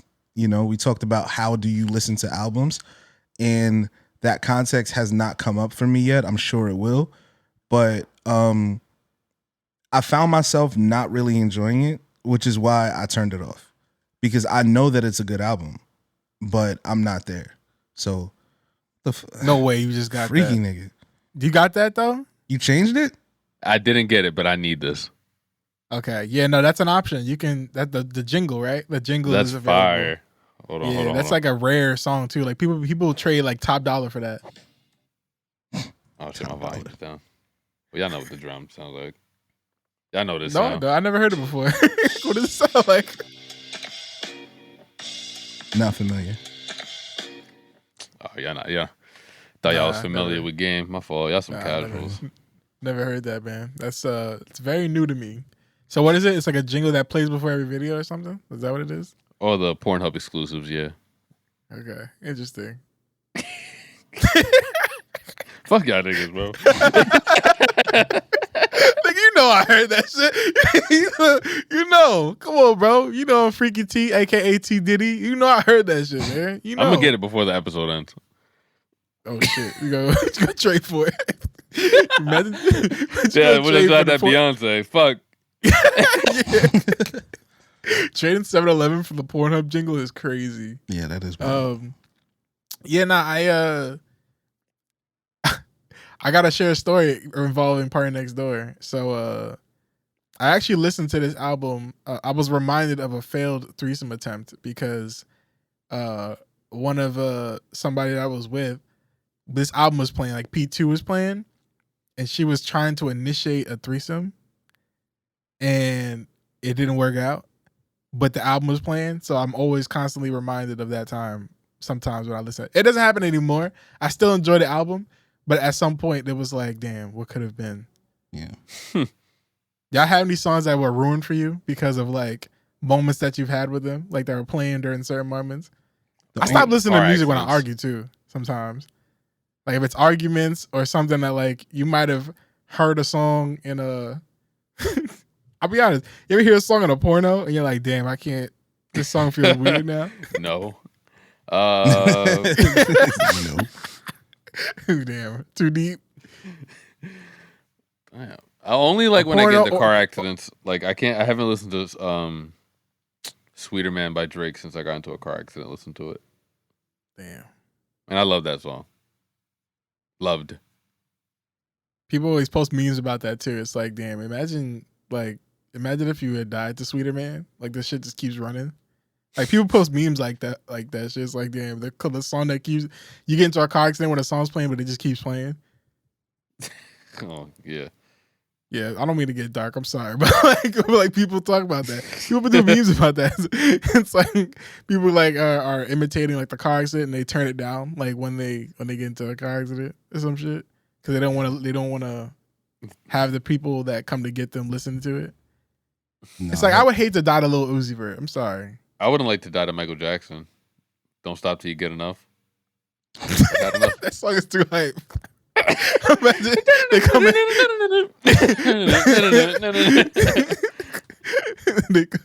They coming to get your body, and it's just like that shit is mad hype. It's like, damn, yeah. Or Thriller. I don't want Thriller playing. That's too eerie. They might not. They might hesitate to help me. Like, oh, this motherfucker might come back alive. Yeah, it's like, nah, we're not trying to do all that right now. What else is coming out? Is anything coming out this week? there is stuff coming out this week. Oh, Rhapsody, right? I was actually not yet. Rhapsody comes out next week. Okay. So I believe Kanye announced that Vulture is supposed to come out tonight. I don't think it's coming out. I don't think anybody thinks it's coming out. Wasn't Vulture supposed to come out like March? Wasn't it supposed to be and they like pushed it to May 3rd. So I don't think that's coming out. I actually did want to ask y'all just in general, like, okay, we're in April. We're in May. I've compiled a list of the albums that dropped since January. The strongest albums, rather, not every album, just the strongest ones. So we've got Music by Playboi Carti, Insano by Kid Cudi, American Dream, 21 Savage, Everybody Can't Go, Benny the Butcher, Vultures by Ye, Coming Home by Usher, 2093 by Yeet, Blue Lips, Schoolboy Q, Flo Milli, Fine Ho Stay, Tierra Whack, Worldwide Whack, Future and Metro, We Don't Trust You, Sir, Heavy, Tyler, it was named after her, it's just Tyler. Act 2, Beyonce, Bryson Tiller, Everything by Glorilla, Might Delete Later, J. Cole, We Still Don't Trust You, Future and Metro, and now P4 by P&D. Not to mention, 4Bat's album does drop tonight, I believe. No. Isn't it EP? But it's the project that, you know, it's his first like project. I think this is the one that Drake co-produced or executive produced.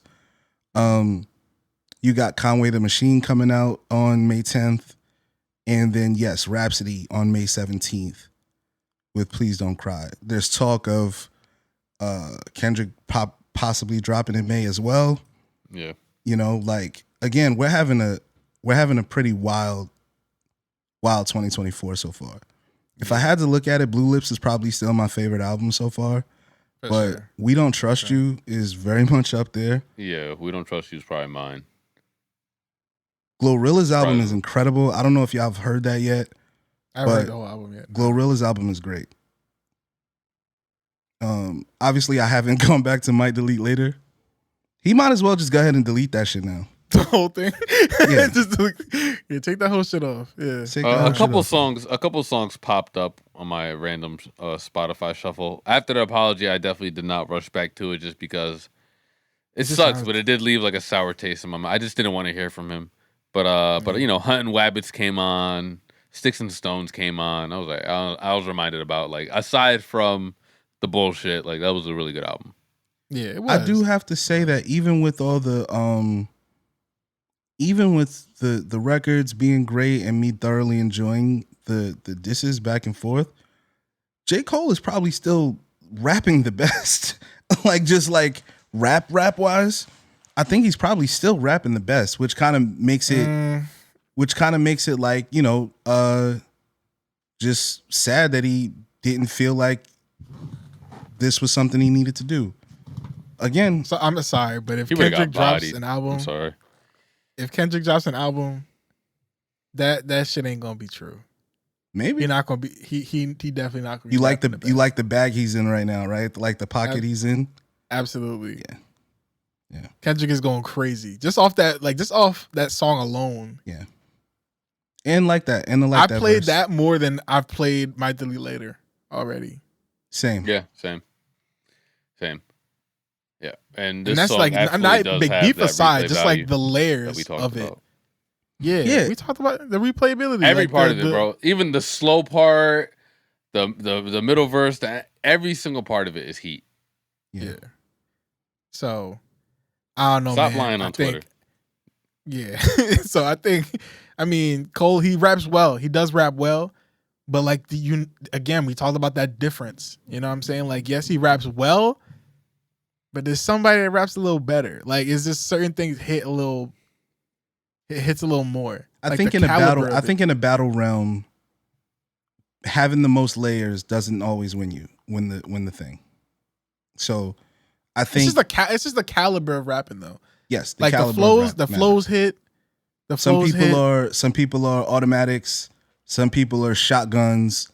You know, some people are a real nice Glock 9 that'll just like get the job done, and you know, all of that matters. I think, you know, a guy like Kendrick, he's kind of all of it, but he's probably mostly a shotgun. Like, he's probably you know, a very high very caliber. compact, very packaged, and it hits you. Just boom, like Just that shit is going. You know what I mean? So it's interesting.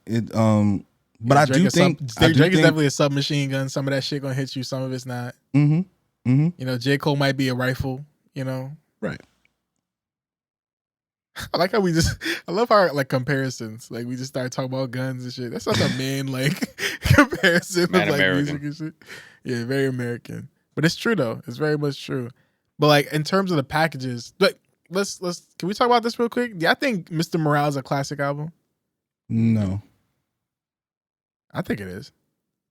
The reason why it's not for me is because of too many features, not enough Kendrick. Like I didn't need that. I didn't need the Keem verse at all. I go back to it and I don't need it. I just skip that song mostly.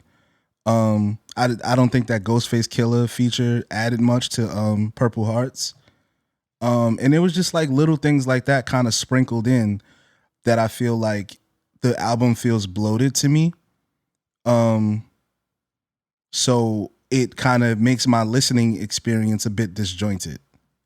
But does anything to it feel stale? Like if you were to listen to the whole thing today, would it feel like a stale album? No. Well, that's what I mean. Like then how can it not be a classic? Because I think certain albums like the songs that don't get stale. Like it's subject matters that still apply to you. It's things that still make you feel ways. Like even listening to like when you turn the album on, you are like summoned to that world. And that's kind of what it feels like. You're like submerged into that world and you kind of have to receive it that way. And that's why I'm like, and all his projects are like that. That's why I'm like, most of his projects are like, other than like maybe Untitled. I feel like it gets a little, it's bigger than that when we talk about classic albums, because outside of the the music just being good, there's a lot of people that put out really great music, really great albums that doesn't necessarily make it a classic. Like there's people in your hometown that probably make a really good album, but it's not going to be a classic because it has to have some sort of impact. Like it has to like leave some sort of mark, and I don't know if it's necessarily done that in a way where like To the Pimp a Butterfly has, or even like Good Kid, Mad City has, where like I don't know, or Damn, like there really isn't like a standout song or moment on that album that's like going to be etched into hip hop history. You know what I'm saying? That's where I land as well. You don't think people gonna remember We Cry Together for the rest of their lives? Yeah, I haven't. No. That song. When you talk about like low replay value but high shock value, I love that song when it dropped. Yeah. I probably skip it every single time now when I listen to Mr. Morale. Because it's hard. It's hard to listen to. It's hard to listen to, but I listen to you. You know what I mean? I listen to Fear. I listen to United in Grief. There's just, and don't get me wrong, the album is very musical. It's very like well crafted. You're not gonna get a whack Kendrick album. It's just, and it's not just because the bar is high. I genuinely don't feel like that album gave me. It wasn't curated the way those other albums were curated. It needed to. It was little. It needed some fat trimming. Okay, so would you say that's his worst album? Yes. Okay. But you're literally talking about Section 80, Good Kid, Mad City, To Pimp a Butterfly, and Damn. Right? So if that's the worst you got, it's better than OD. It's better than OD, for sure.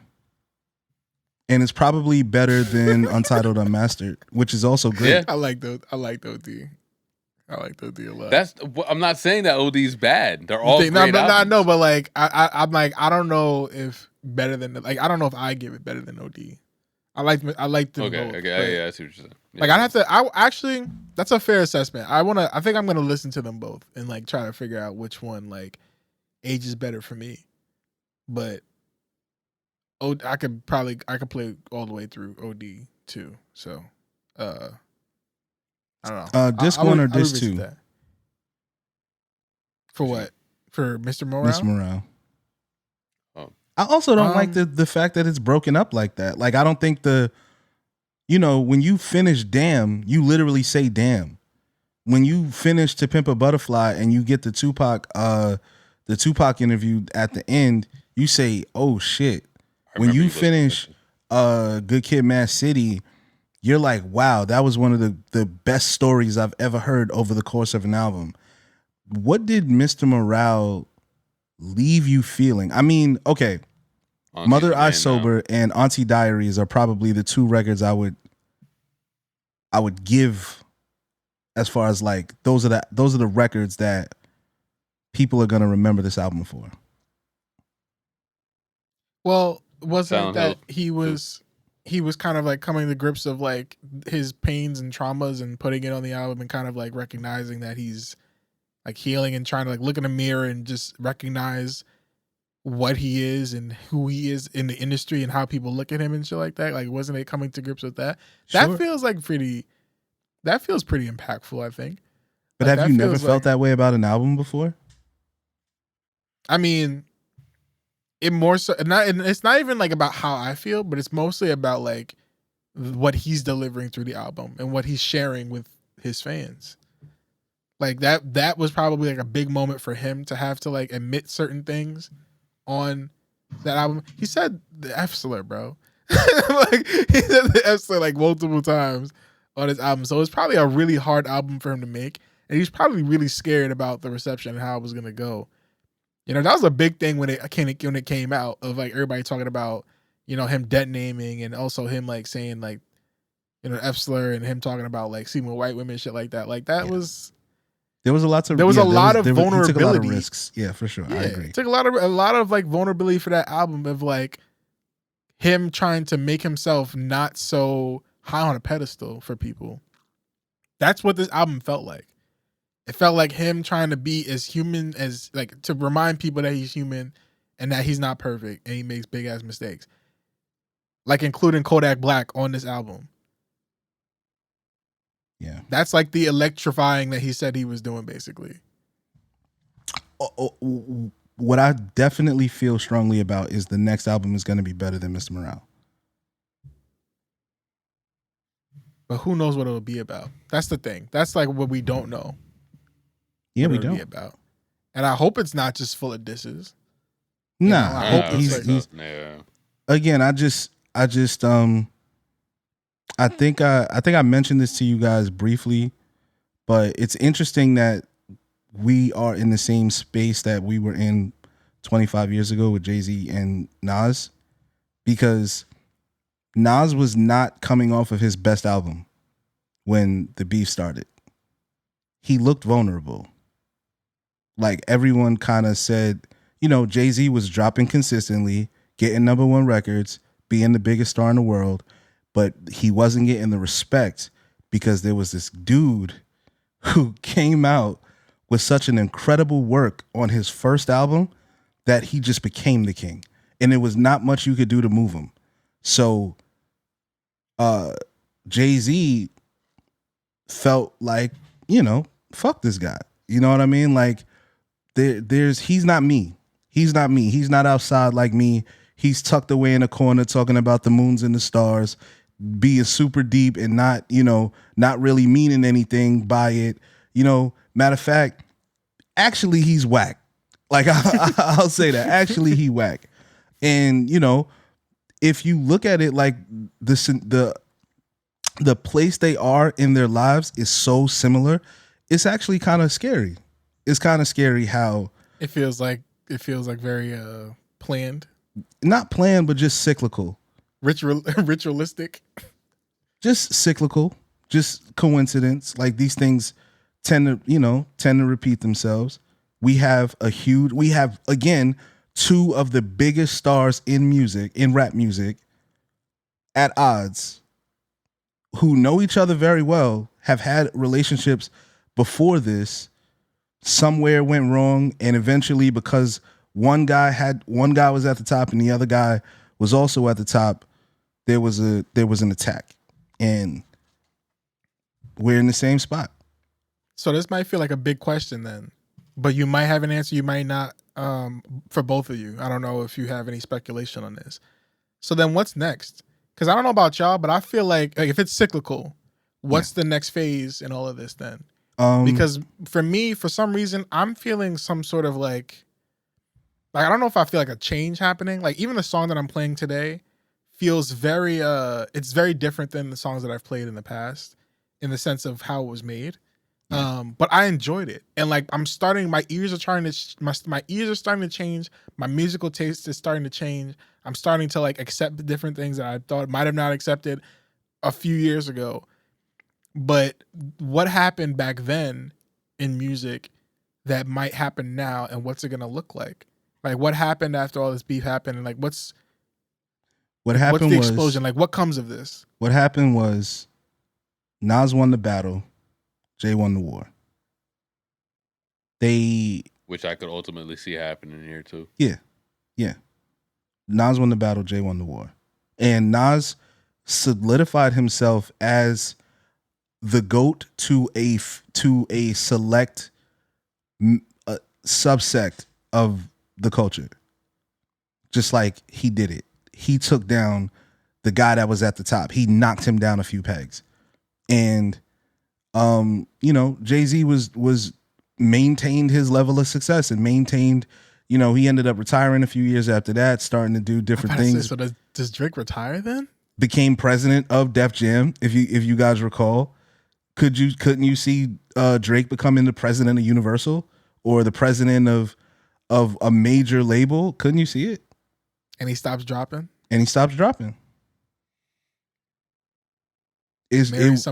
Marry somebody big. What if Drake becomes the president of Apple Music? That doesn't feel like a possibility. Like, again, is that a play? Is that a play? What he's doing? Look what I'm doing with these numbers. Look what I could do for you. Look what I can fabricate. Look what I can for sure.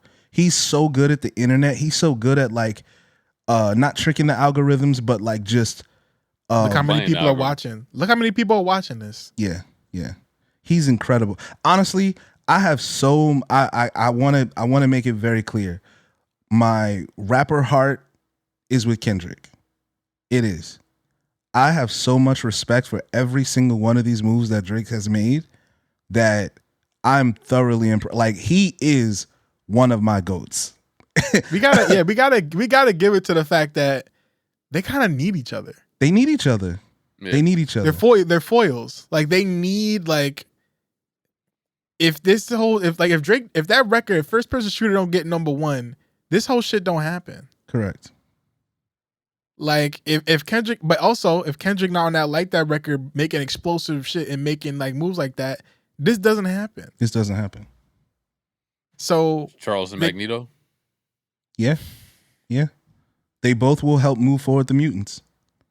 And I gotta say, and I'm glad you said what you said, see, about the shift in your perception of the music and all that.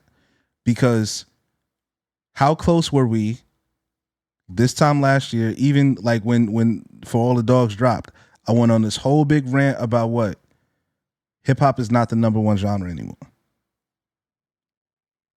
Kendrick and Drake have 100% shifted it back. Hip hop is absolutely the number one genre in music. So, shout out to them, because I will honestly say, y'all know I hate Yachty.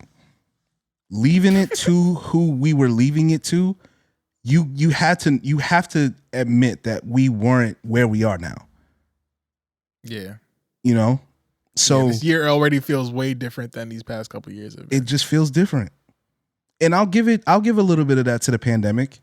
Like, people lost people, back on a track. Yeah. Yeah. The whole world has kind of been off. Honestly, like we've talked about it before.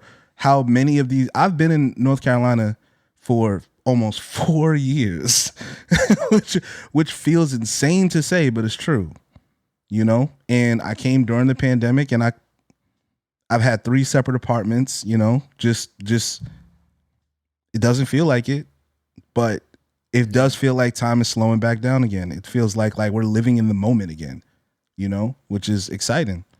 And May 17th, I don't know if you guys heard the record that Rap is dropping with Erykah Badu at midnight, but Rap's coming to save us, man. Yeah, Rap is coming to save us from our toxicity and negativity. It's the rain to break the heat. I'm telling you, man. Yeah. There's too much going on. Sometimes you just gotta like, all right, come on, let's just soothe it down a little bit. Let's cool it down. Everybody like, go in the house. There could be good raps with not a lot of like, unless you like I said, unless you're on this album dissing Queen Latifah or something. like she on this album dissing somebody like dissing Nicki Minaj or some shit or Ice Spice or somebody. Yeah. I don't know. We'll see what happens. But yeah, good point. That was a good discussion. I like that. That. Anything else we got to get before? How y'all feeling, man? We always got to acknowledge that like this is episode 100, man. We did some good stuff. What do y'all we got to start doing phases, man. We got to start like going through different eras of this podcast, like, and how we grow and shit like that. And how much we've changed and stuff. Like, what do the next 100 episodes of this podcast look like? You know what I mean? That's what I'm curious. It's a rhetorical question, but I am curious. You know, because I'm excited, man. I feel like I can honestly tell y'all, I struggle with anxiety. Y'all know this. I used to get so nervous before every episode, almost to the point where like plenty of times I've had to like put my phone back down from texting UT, being like, yo, I can't make it today. You know, just because like the nervousness would get to me and just like, man, what am I going to say? What are we going to talk about? You know, we've advanced so much in the I started at 44, right? My first episode was 44. So 56 episodes, 56 episodes. Yeah, man. We've advanced so much, man. It's so cool. I feel like episode 200 is going to be a party. We might do it might be like, be at it. I'm telling you right now, we got like, we don't have too many few episodes where we're just be able to talk about everything and anything like that. I think shit's going to start to shift a little bit. Yeah. People going to start writing to us. I'm telling you, like, there's going to be different things. And I'm like, it depends on like how much, like who gets scary? Who gets scariest on this pod? Like who's going to get the scary award? Right. You know what I'm saying? How many people are going to start like watching us and we're going to have to start like kind of changing content around? How many of us going to get deals where we be like, oh, I can't talk on that, you know? Like, and how honest are we about it? You know? Like how? Oh, when our political connects start appearing and stuff like that. Right. And we don't know who connected to who, but we're not really going to be talking about it as much. We might, right. But I don't know. At the end of the day, it's like you don't want it to be changing that much, but I don't know. Nah, it's been very cool. Things are shifting. Really... I think we growing. I think we all getting fairly connected with things, and I don't know. Like I love it though. Yeah. Like I love it. I don't think it'll change too much, but I definitely think like we're going up in like a very steady rate, and I'm happy about that. Because our reception is being great, you know, like, yeah, we have like the funny comments, but we also have some really insightful comments. People that like listen to this right now who have never listened to this, like new people. And it's scary to me, but it's also exciting. It's very exciting. I got people ready to fight for me, man. I got family members ready to fight for me on some of these comments. I'm like, yo, don't do that. Like, just it's all good, man. I love the engagement. Again, but like, how do you explain that to somebody that just don't get that? You know what I'm saying? Like, yo, it's all right. Like, I'm fine. We good. Like, we good. You know, like we safe. It's okay. That's great. It's great. D, how has because I don't know if T's gonna keep it a bean. You've been. I don't like that. Ask me the same question after you're done. You've been a part of this thing for pretty much since the beginning. How much has T grown as a host, as a creator, and as someone who's obviously this is his baby. It's all of our baby, but this was his vision. And what have you seen in your friend? A lot of progression for sure. I remember when we first started this stuff up, we were kind of just like going. We were kind of like learning as we were doing this type of stuff. Yeah, we didn't really have much experience at the time, outside of like stuff that we learned in college and stuff that we had like freelanced in the field, but like we hadn't worked for a podcast before, and this is also before the huge podcast saturation that happened during the pandemic as well. Right. Because we weren't always, because we are, we were, because we are because I am used to be delegated to just its own thing. And like kind of I would hop in every now and then on Because I Am, but I was more so doing like the recap stuff at first. So I remember there were times where we didn't have camera setups. We were doing it in person, and we would literally have the camera in hand and passing it to one another as each other was talking. So just to go from that to having like green screen setups. We were doing it over Zoom before. We were recording everything except for video locally. So just dealing with big files week after week and just managing schedules because, I was living on the beach. I just moved out there. So my shit was all over the place. Javi was, heavy in the music and heavy in the studio stuff that he was working over there. So it was very hectic in terms. Yeah. Shout out Javi for sure. So it was very hectic and very all over the place. So just to watch team manage, not only just the scheduling, but also manage like a bunch of different personalities because outside of me and Javi, he was talking to a lot of people that he knew from school, some random people that he would just meet in Miami and in Atlanta. So it's just to see him grow as a creator and really learn how to figure things out on his own. It's been special to see. It's been really great to see. I'm really proud of him for sure. I'm not asking you, T. I don't care how you feel. I just, I do. But we do have to give I do want to give more of an extended shout out to Javi because even before I was on this on a weekly basis, Javi was holding it down with Trendell from the very beginning, doing all the Because I Am episodes with him and these two other random people, not random, but you know what I'm saying, like two other the whole first season was ran out of his fucking house. Yeah. They opened up the house for me. The very first Because I Am episode, before it was recap, it was Because I Am the pilot. That was just me and you and him. We was just chatting, see how it works. I was getting my editing chops up, trying to make it work. His dad would pop in at most random moments to start recording. Everybody good. Everybody need a soda. No, not my pops. Not my pops. Javi dad. That's the general dad. That's the general dad voice. Wait, what did you say? Yeah.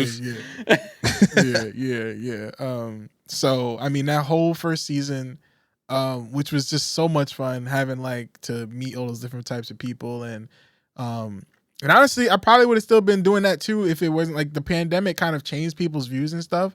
Like of how comfortable, like their comfortability and everything. It just felt like a really cool time meeting all those people, going through these things, and hearing all those opinions and stuff, and then like being able to recap it with Dame and Javi, like that would just felt like it was a lot of fun, and it's still very fun, but it was different. Like even being in person, I missed that a lot too. I really do miss like those recordings. Like that was fun. Like we like passing that camera around. It felt very like, I don't know. It felt like we was just like, it felt like we was on like the peak of or not the peak, but like on the. It felt like we were climbing something. Like we were trying stuff. We were doing things. Like we just experimenting, and we're still doing that. Like these green screens are very new. Like we're still like trying to find different ways to expand on what we're doing, and just like everything that we did in the past has kind of just improved on its design, and it's gotten us to where we are today. So yeah, honestly, no, there was no Because I Am without Javi. So yeah, definitely shout out to him. I mean, he taught me most of what I know about like audio stuff. I still use some of the plugins on our edits that he had taught me how to use and stuff. And like now, obviously, I have my own like kind of understanding of it. But that foundation was built because of what we were able to achieve together. And even though things didn't work out the way that we expected, I still think that we're in a good place anyway, like how we are right now. But definitely got to give a big shout out to him. And I think we're just getting better all the time, and I think there's more stuff that's gonna like.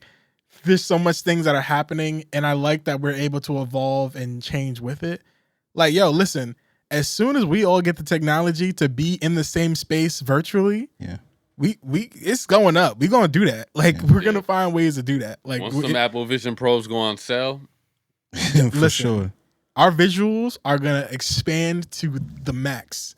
You know what I'm saying? Like we're doing like full like body clips. Yes. Like it's gonna be Y'all great, and I'm excited. Get to see Dame's knees. He gives us a shot of his knees every now and then. Y'all finally get to see a 3D Dame knee. Yeah, that's really gonna go up face then. you can make out when I'm at the right angle of like where I'm pointing my knees. It makes like a little face you can kind of make. You can kind of see. Yeah, it's really gonna go. We're gonna turn Dame into a sex symbol, bro. Like imagine he gonna be on the magazines like Jonathan Majors and shit with that fucking red shirt on. It's going up. Same red shirt. Let's get a Dame and Tren dual cover. One of you holding the other from behind and shit like that, like Jonathan and Michael B. Jordan did. Yeah. We gotta remake the logo. Yo, can we remake the logo one day? Like in person? Oh. I cannot blow a smoke cloud like that. That physically just does not work. Well, but obviously we'll have to have some sort of like visual smoke effects, machine? right? Like no. Like it'd probably be like some visual effects, like you blow the smoke and then like it goes over us and shit like that. You know how I felt like that'd be cool. It'd be a cool like little, video aspect. I mean, obviously I have the easiest role in that all. How I gotta look like he gotta look like Atlas fucking think Atlas Shrugged, like some like ponders thinking shit. Like damn, you got the hardest job. I think we're definitely blowing the smoke, but we're gonna have visual effects for that. We're gonna have the technology for that.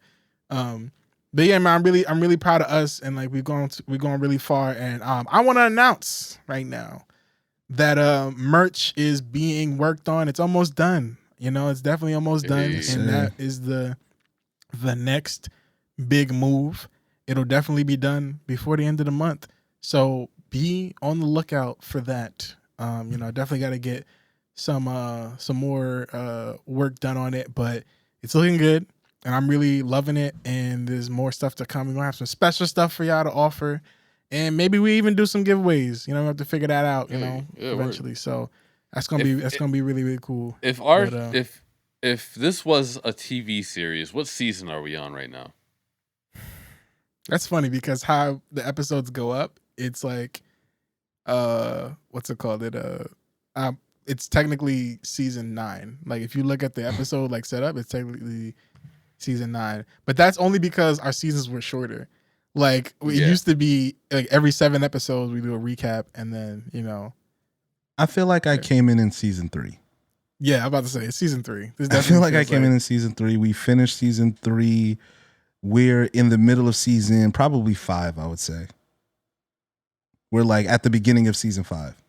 I think the new season started when we all got green screens, though. Yeah. Exactly. I feel like we entered a new season for sure. So season 3 was like, because like some things feel like if we go back to old clips and shit like that without the green screen, it feels like a different like era. The apartment he was in when we started. Exactly.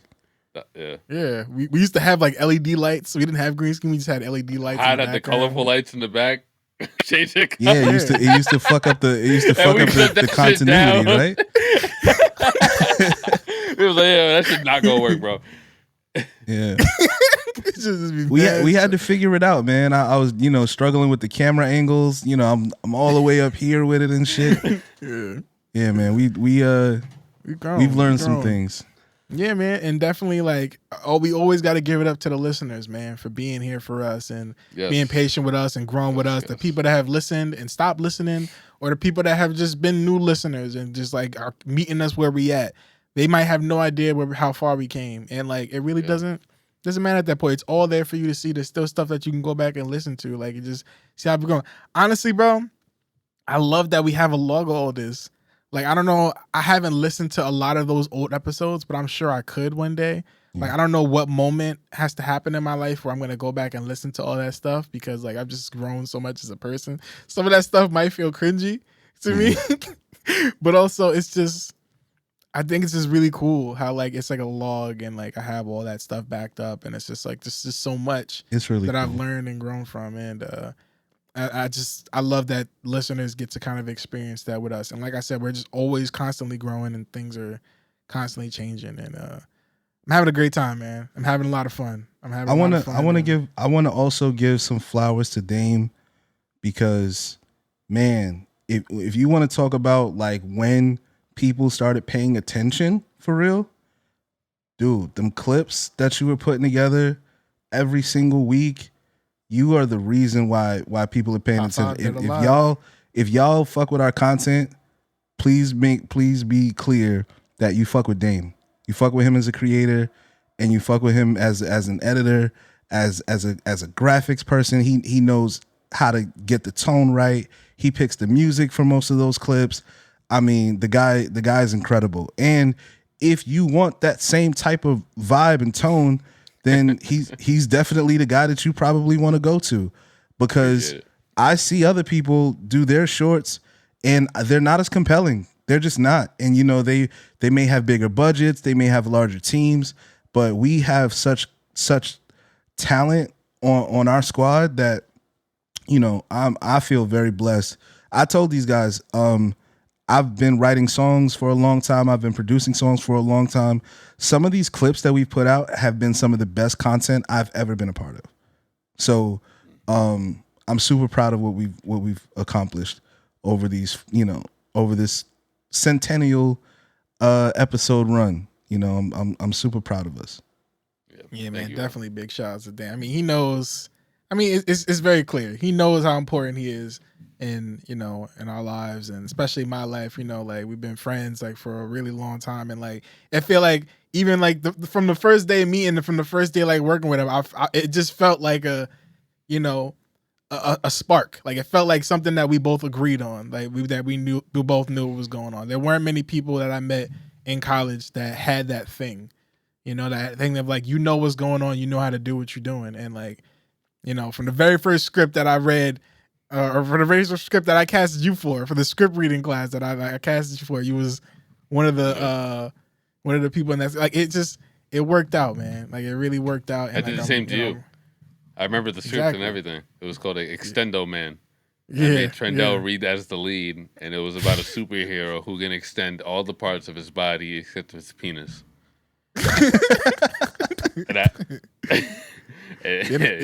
thought that was a great idea.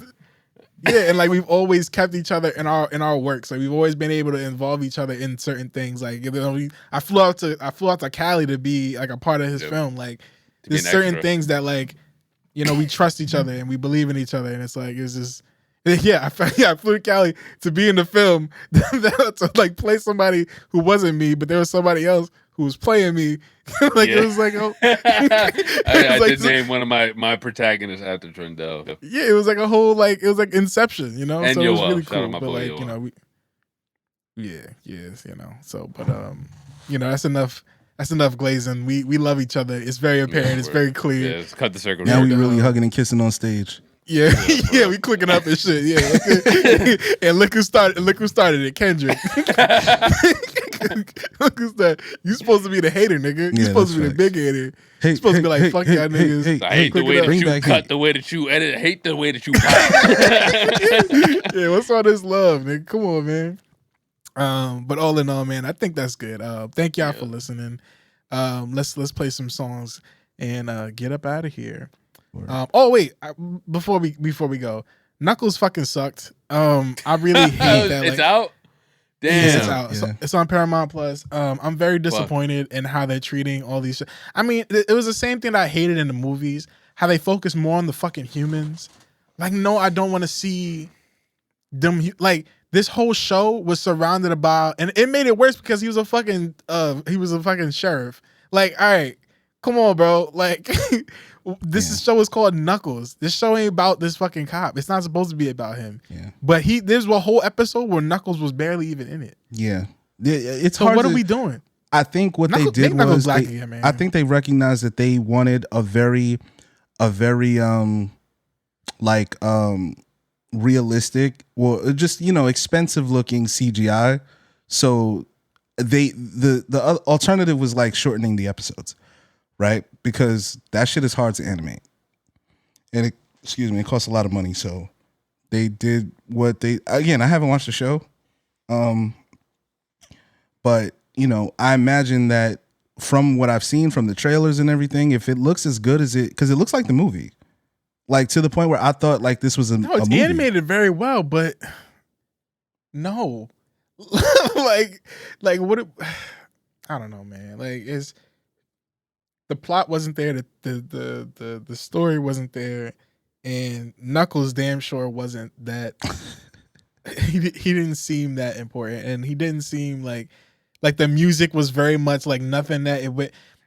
I am though. I'm don't want to put my hopes up too much because they did announce that, you know, Sonic 3 is gonna feel like Sonic Adventure 2. That's what they kind of like made that. That's what they announced. Is like it's gonna very much kind of take from there and like and have that feeling.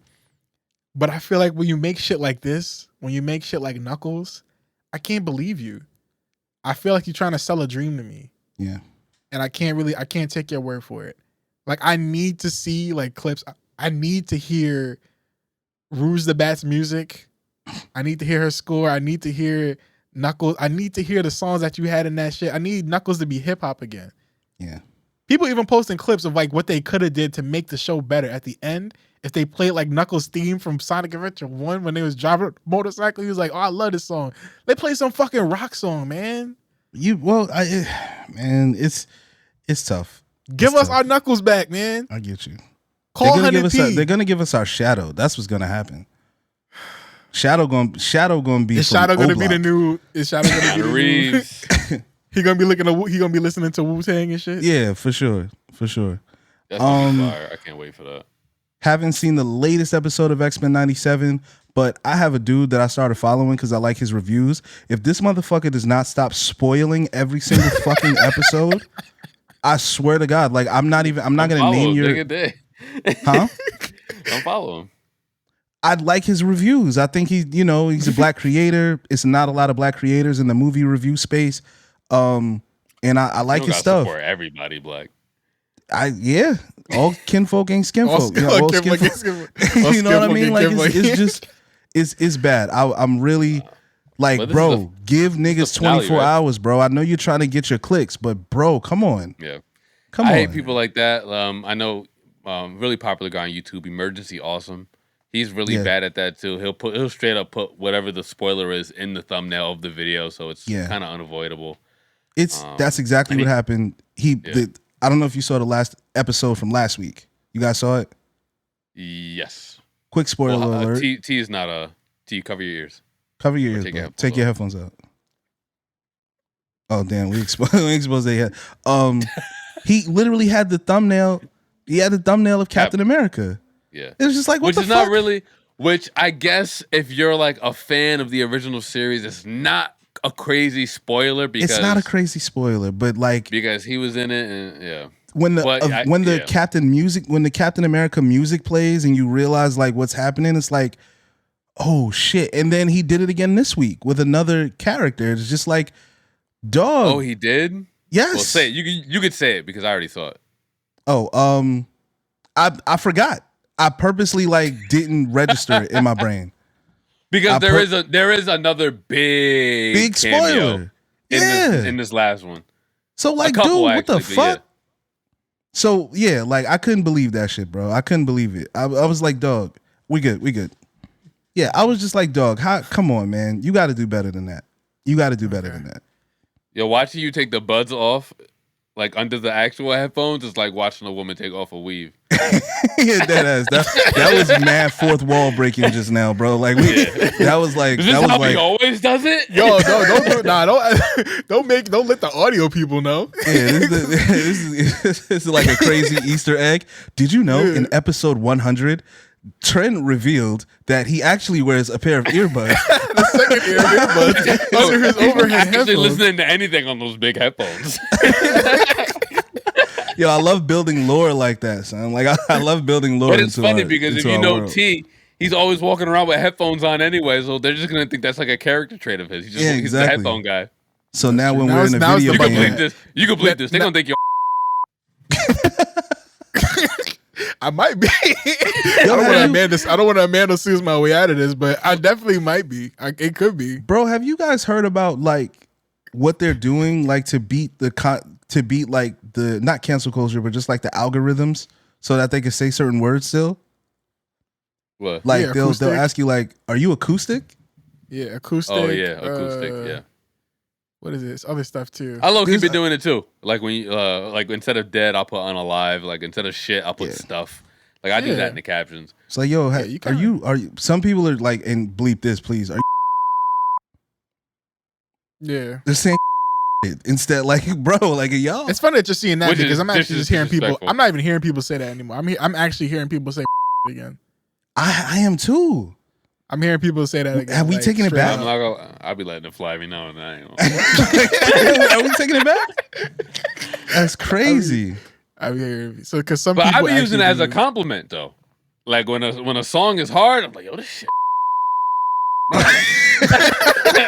With the hard R. Yeah, yo, how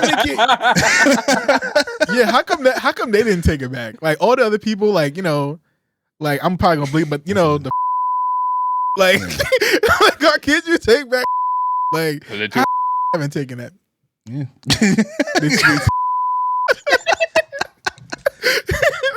All right, what song you?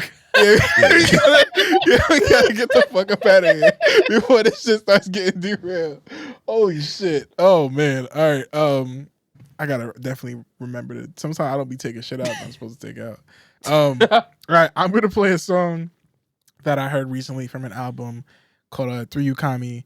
It's by an artist named Rina Ryukami. I don't know if you guys are familiar with like the AI sounding artist that Hot. What was the Hatsune Miku? Miko Hatsune. Yeah. Miko So Hatsune. so this is actually I actually found this artist from another artist that I follow named English, which also has like the old school. Like I love how these artists having like this sound of like aesthetic sound. So English kind of almost sounds like the old like Microsoft like sounding voice that would be like the playback that would happen like over like the old like Windows 95 type sounds. And this artist almost sounds a little bit like Pink Pantheress to me, and I think that's why I gravitated more towards it. But yeah, this is Rina Ryukami, and this song that I found is called Seattle Cybercaffeine, and it's very cute and it's very cool. So I thought it was cool. I'm trying to learn how to do this. That's why I think it's really cool. So let me know if y'all can hear it.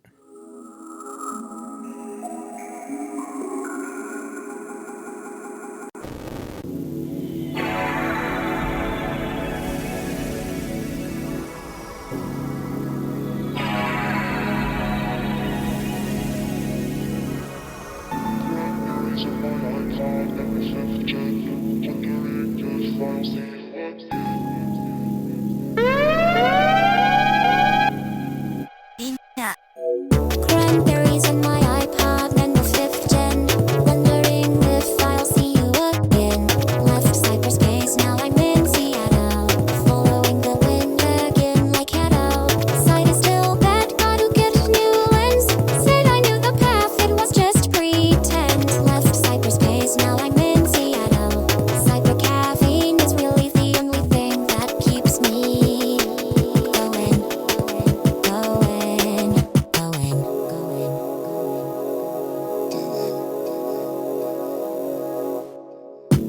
Quit rap, it wasn't comfortable. Now I spend my days maxing up cards at every store. There must be more. But if I'm wrong, at least I'll have my things to keep me company since you left the scene. I'm still sore. Cranberries on my iPod and the 5th gen. Wondering if I'll see you again. Left cyberspace, now I'm in Seattle. Following the wind again like cattle. Sight is still bad, gotta get new lens. Said I knew the path, it was just pretend. Left cyberspace, now I'm in Seattle. Cybercaffeine is really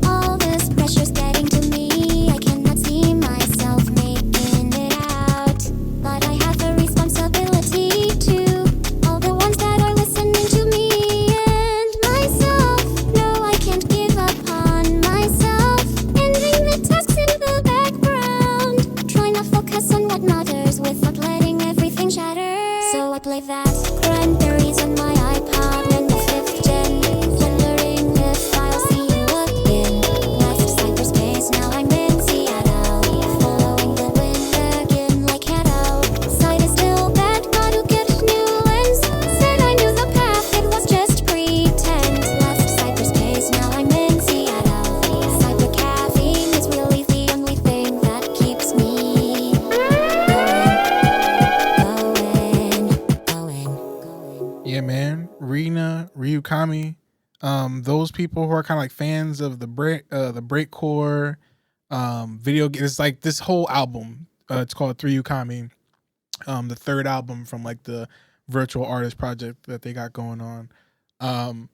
Very much like it almost feels like it was made for like gamers or made for like people who appreciate like those old school nostalgic sound. Like it has like a feel to it, you know? So if you're fans of like Pink Pantheress or you're fans like that type of sound, then go check it out. The whole album is heat. I was like trying to struggle between which song I was gonna play from that. But there's a lot of good songs. I might play another one in a week. So, you know, definitely go check that out. But I'm tapped in, man. I'm trying to learn how to do this. Every time I'm making music, I'm like, who do I want to be over the songs that I make? And I'm like, damn, what if it was just someone I made? And then at that point, it could be anything I want, you know? So I'm definitely going to learn how to do that. That's how it starts. And you start fucking them. My throat is in my chest right now. It's a 3-point game, 40 seconds left. Knicks, Sixers have the ball. Maxey just, is that? Oh, they fouled him. Fuck. Yeah, we're doing a pod over here, man. Yeah. Okay. Let's go to my record. This record I actually literally heard today. It is called NUMB, and it is by Jersey Chris Patrick. Great song. Shout out Jersey, man. Something was telling me either I quit this shit now and chase what I'm doing like all the way, or I stay here and just never get it. Oh shit, was that recorded?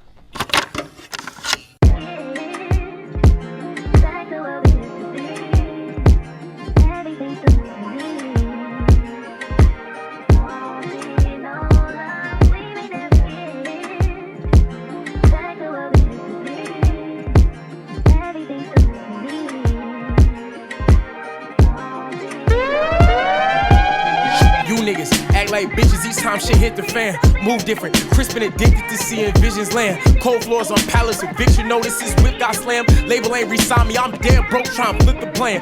Written after written till my wrist is jammed. Can't waste the fucking line, make sure every verse is 10 for 10. Picture in the moment, my redemption arc is send to win. Ain't switching up the focus till I open doors and get up in them same fucking buildings that they locked me out. Negative balance in my account and I'm still popping out. Opportunistic, I'm at that sneer and shit rocking out. Thinking if this shit my only chance, then I'm gon' wild out. Shit, I got my smile out. Little do they know I feel that pain erupt. The woman I was supposed to spend my life with said she hate my guts. Niggas killed my cousin, plus my grandma wasn't waking up. Still fuck them stages up. I told Robin Kev I'm in that field until my grave is tucked. Fuck, I look like sleeping when there's more to do with this dream. I can't even buy my mama crib off of these 16s. Rent was late again, they said they need that by the 15th. I'll make it work, I'm begging my landlord, told him to give me 2 more days. 48 pass and watch me come up with this bread in more ways than we imagine. Bitch, my craziness is passion. Go to lengths to see my greatness reach the masses. I was whipping up protein shakes in the crib to make up for meals I ain't have.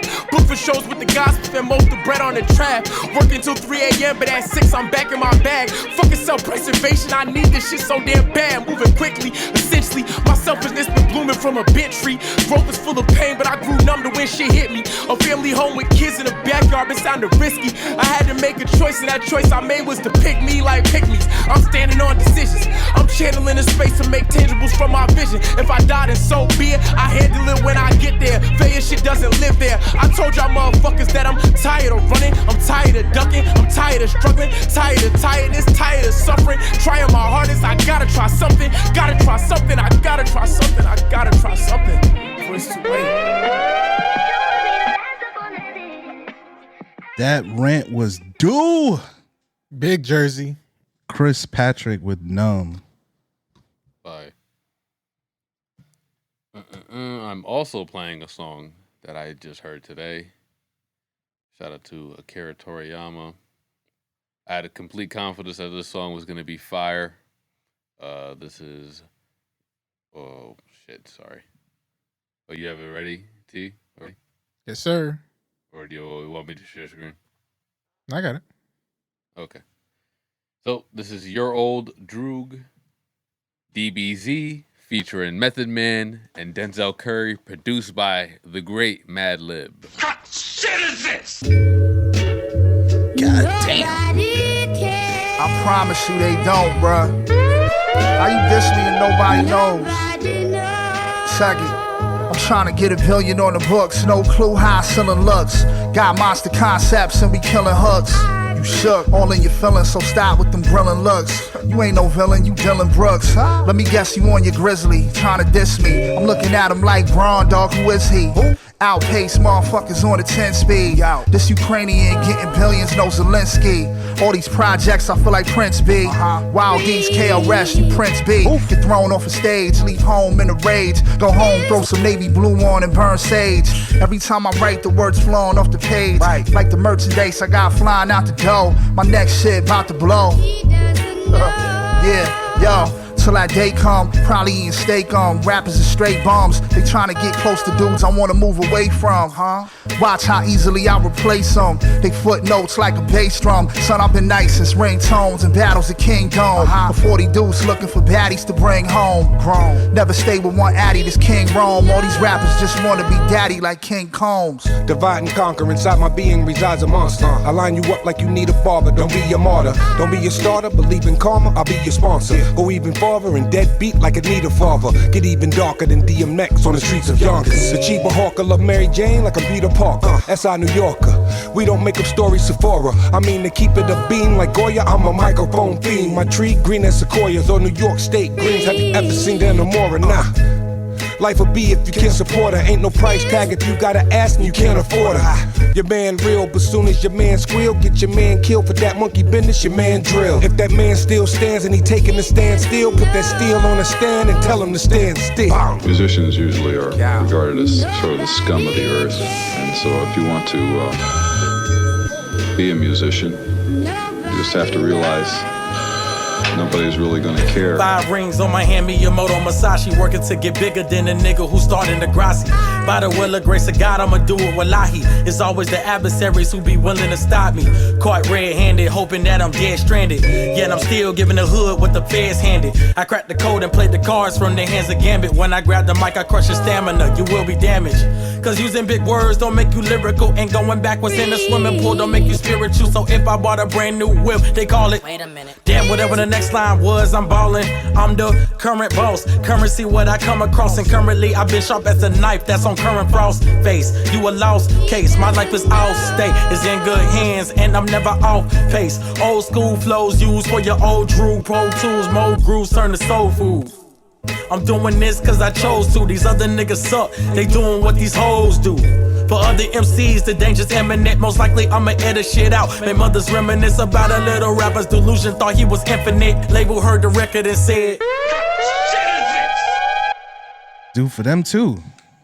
Yeah. That was your old Droog featuring Method Man and Denzel Curry. DBZ, produced by Madlib. The cover art should have been DBZ and not Street Fighter. Personally, they could have just renamed it Street Fighter. But hey, still a fire song nonetheless. Shout out to them boys, man. I also want to note that Hiatus Coyote and a group I really like, they're dropping an album soon too. They dropped a single last night that I stayed up for. Telescope shit sounding real good. You know, I'm always gonna represent for Brain Feeder artists. If anybody on this listenership right now that plays Sound Map, please give me all your Hiatus Coyote. And then Dame, that's a message to you too. If you get some Hiatus Coyote, swing that at all. Like, you know, definitely if you see that. And Hod, when you tap in, you swing that too, brother. You swing that too, Crody.